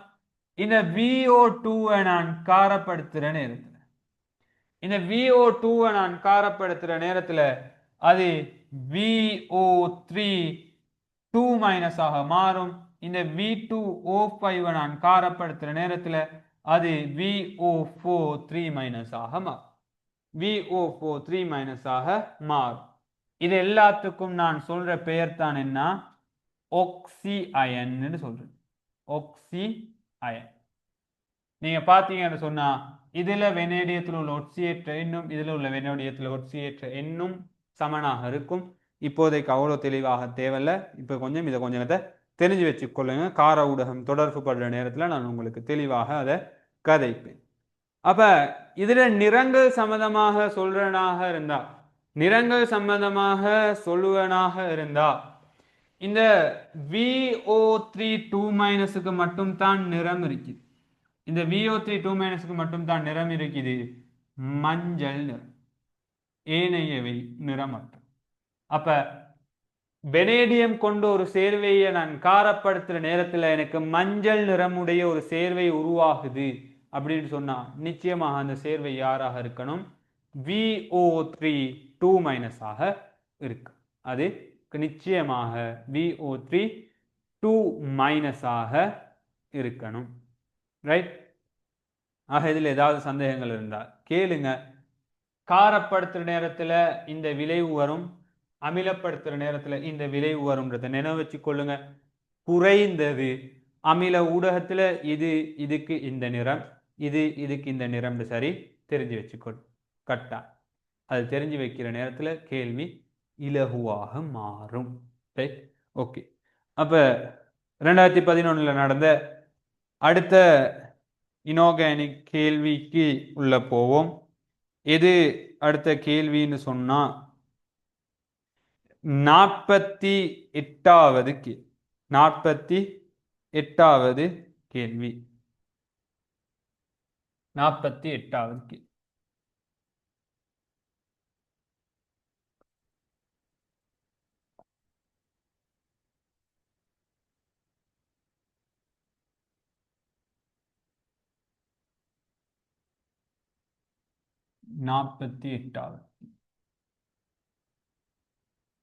ரைட். என்ன சொல்றாங்க? நீர் கரைசலில் Fe3 போட்டிக்கிறாங்க. அப்ப Fe3+ வர பிரக்கெட் உள்ளுக்கு 3 போட்டீங்கன்னு சொன்னா Fe3+ இன் செறிவை சலிசிலிக் அமிலத்தை பயன்படுத்தி துணியலாம்னு சொல்றாங்க. சலிசிலிக் அமிலம்ன்றது SCN- அல்லது HCN- சொல்றது சலிசிலிக் அமிலம். இதை பயன்படுத்தி துணியலாம்னு கேட்கிறாங்க. எஸ். Fe3+க்கு நான் SCN- சேர்க்கிற நேரத்தில் அது ஒரு குருதி சிவப்பு நிறத்தை குருதி சிவப்பு நிறத்தை பெறும். இந்த குருதி சிவப்புட தெரிவு தங்கிக்குது யாருன்னு சொல்லி, இந்த குருதி சிவப்பு நிறத்திட அந்த டார்க் கலர்னு சொல்லுவோம். குருதி சிவப்புட அந்த கடுமையான நிறம், லைட்டா, அது எவ்வளவு டார்க்கா இருக்கு. ரெட்ல எங்களுக்கு தெரியும் தானே, சிவப்பு நிறத்தை எடுத்தா இது கட்டி சிவப்பு, லைட் சிவப்புன்னு சொல்ல எலுமே எனக்கு. அந்த கட்டி, அந்த லைட், அந்த டார்க் சிவப்புன்றது தங்கிக்கிறது எதுலன்னு சொன்னா, இந்த Fe3+ செறிவுல தங்கி, Fe3+ செறிவுல தங்கி இருக்குது, அல்லது SCN- செறிவுல தங்கி இருக்குது. ஆக பிரதானம், ஆக நல்லம் எதுன்னு சொன்னா இந்த செறிவு Fe3+ செறிவை மட்டும் மெயினா நாங்க பயன்படுத்தினால் நல்ல. சொல்ல போனா அந்த சேர்வை, அந்த சிக்கல் சொன்னா Fe3+ம் SCN- சேர்ந்து உருவாக்குற அந்த சிக்கல் சேர்வையிட செறிவுல தான் இந்த குருதி சிவப்பு நிறத்திட செறிவு தங்கி. நிறத்திட செறிவு நான் சொல்றது டார்க் கலரா லைட் கலரான்னு சொல்றேன். ஆகவே இவங்க சொல்றாங்க என்ன, Fe3+ செறிவை சலிசிலிக் அயனை பயன்படுத்தி துணியலான்னு கேட்கிறாங்க. எஸ். Fe3+ம் SCN- சேர்ற நேரத்தில் எனக்கு ஒரு குருதி சிவப்பு நிறம் வரும். அந்த குருதி சிவப்பு நிறம் டார்க்கா லைட்டா ஈக்கிறதா பார்த்தா இந்த Fe3+ செறிவு எனக்கு சொல்லு. நல்லா டார்க்கா ஆயிக்குதா Fe3+ செறிவு கூட, நல்லா லைட் ஆகிதா Fe3+ செறிவு குறைய. ரைட்? ஆகவே Fe3+ செறிவை எனக்கு சலிசிலிக் அமிலத்தை பயன்படுத்தி துணியலான்னு சொல்றாங்க. எஸ், துணிய முடியும். ஆகவே முதலாவது கூற்று சரி. இரண்டாவது கூற்று அவதானிப்புமால் இருந்தா, சலிசிலிக் அமிலத்துடன் Fe3+ உண்டாக்கும் சிக்கலின் சேர்வையின் நிறத்தின் செறிவு அச்சிக்கலின் செறிவில் தங்கியுள்ளது. எஸ், சரியான. என்ன சொல்றாங்க? இந்த Fe3+ம் SCN- சேர்ந்து உருவாக்குற அந்த சிக்கல்ட நிறம், இந்த குருதி சிவப்பு நிறம் அந்த சிக்கல் சேர்வையிட செறிவுல தங்கிக்குதுன்னு சொல்றாங்க. எஸ், அந்த சிக்கல் சேர்வையிட செறிவுன்றது இந்த Fe3+ SCN- செறிவுல தங்கியிருக்கும். ஆகவே Fe3+ செறிவு துணிரத்துக்கு சலிசிலிக் அமிலத்தை பயன்படுத்த ஏலும் தகுந்த விளக்கம் சொல்லிக்கிறாங்க. ஆகவே முதலாவது கூற்று சரி, இரண்டாவது கூற்று தகுந்த விளக்கம் என்றபடினால 40வது கேள்விக்கு ஆன்சர் முதலாவது ஆன்சர். ரைட். உங்களுக்கு இன்னும் தெளிவாகும். கேஎஸ்பி கேபி சம்பந்தமான விளக்கங்கள் சொல்ற நேரத்தில் உங்களுக்கு அது இன்னும் தெளிவாக அமையும். ரைட். இன்ஆர்கானிக்ல நான் அதையே இன்ஆர்கானிக் குழுக்கு நான் சேர்த்தேன்னு சொன்ன சில பேர் சேர்க்கிறது இல்லை. இந்த Fe3+க்கு CN- சேர்க்கிற நேரத்தில் ஒரு குருதி சிவப்பு வரும். அந்த குருதி சிவப்பூட நிறத்திட செறிவுன்றது அந்த சிக்கல்ட செறிவுல தங்கி இருக்குது. இந்த விடயங்கள் இந்த தியரி படிக்கிற நேரத்தில் நான் விளங்கப்படுத்துகிற ஒரு விடயம் என்றபடினால நான் அதை இன்ஆர்கானிக்ல சேர்த்து. என்னை பொறுத்தவரை 48வது கேள்வின்றது இன்ஆர்கானிக் கேள்வி. சில பேர் அதை அயன் சமநிலைகள் போன்ற கேள்விகளில் சேர்க்கலாம். ரைட். ஓகே. நேரம் 8:50. 9க்கு கிளாஸ் முடிக்க வேண்டும். ஏதாவது சந்தேகங்கள் இருந்தால் நீங்கள் கேட்க இயலும். எங்களுடைய அடுத்த செஷனை அடுத்த கிளாஸ் பார்ப்போம். அடுத்த கிளாஸில் 2012 MCQ இன்ஆர்கானிக் MCQ போகும் இன்ஷா அல்லாஹ். அடுத்த வகுப்பில் 2012, 2013, 2014 இந்த 3 வருடத்திலையும் நடந்த இன்ஆர்கானிக் கேள்விகளை கம்ப்ளீட் பண்ணுறதுக்கு தயாராகி வாழுங்க. எக்ஸ்ட்ரா டைம் எடுத்தாவது கிளாஸ் நடக்கும். தொடர்ந்து சீரீஸில் தொடர விரும்புகிறாக்கள் இந்த நம்பருக்கு மெசேஜ் போட்டு பேமெண்ட் டீட்டெயில்ஸ்களை பெற்று அதுக்குரிய கட்டணங்களை செலுத்தி நீங்கள் அந்த வகுப்பை தொடர இயலும். தொடர்ந்து எங்களுடைய குரூப்பில் ஜாயின் ஆகிக்கொள்ளுங்க. அதில் எங்களுடைய ஃப்ரீ கிளாஸ் அனைத்தையும் நீங்கள் பார்க்கக்கூடியதாக இருக்கும். கிளாஸ் சம்பந்தமான அனைத்து டீட்டெயில்ஸும் அந்த குரூப்பில் உங்களுக்கு வழங்கப்படும். ஆக சந்தேகங்கள் யாராச்சும் இருக்குதுன்னு சொன்னால் சந்தேகங்கள் கேளுங்க.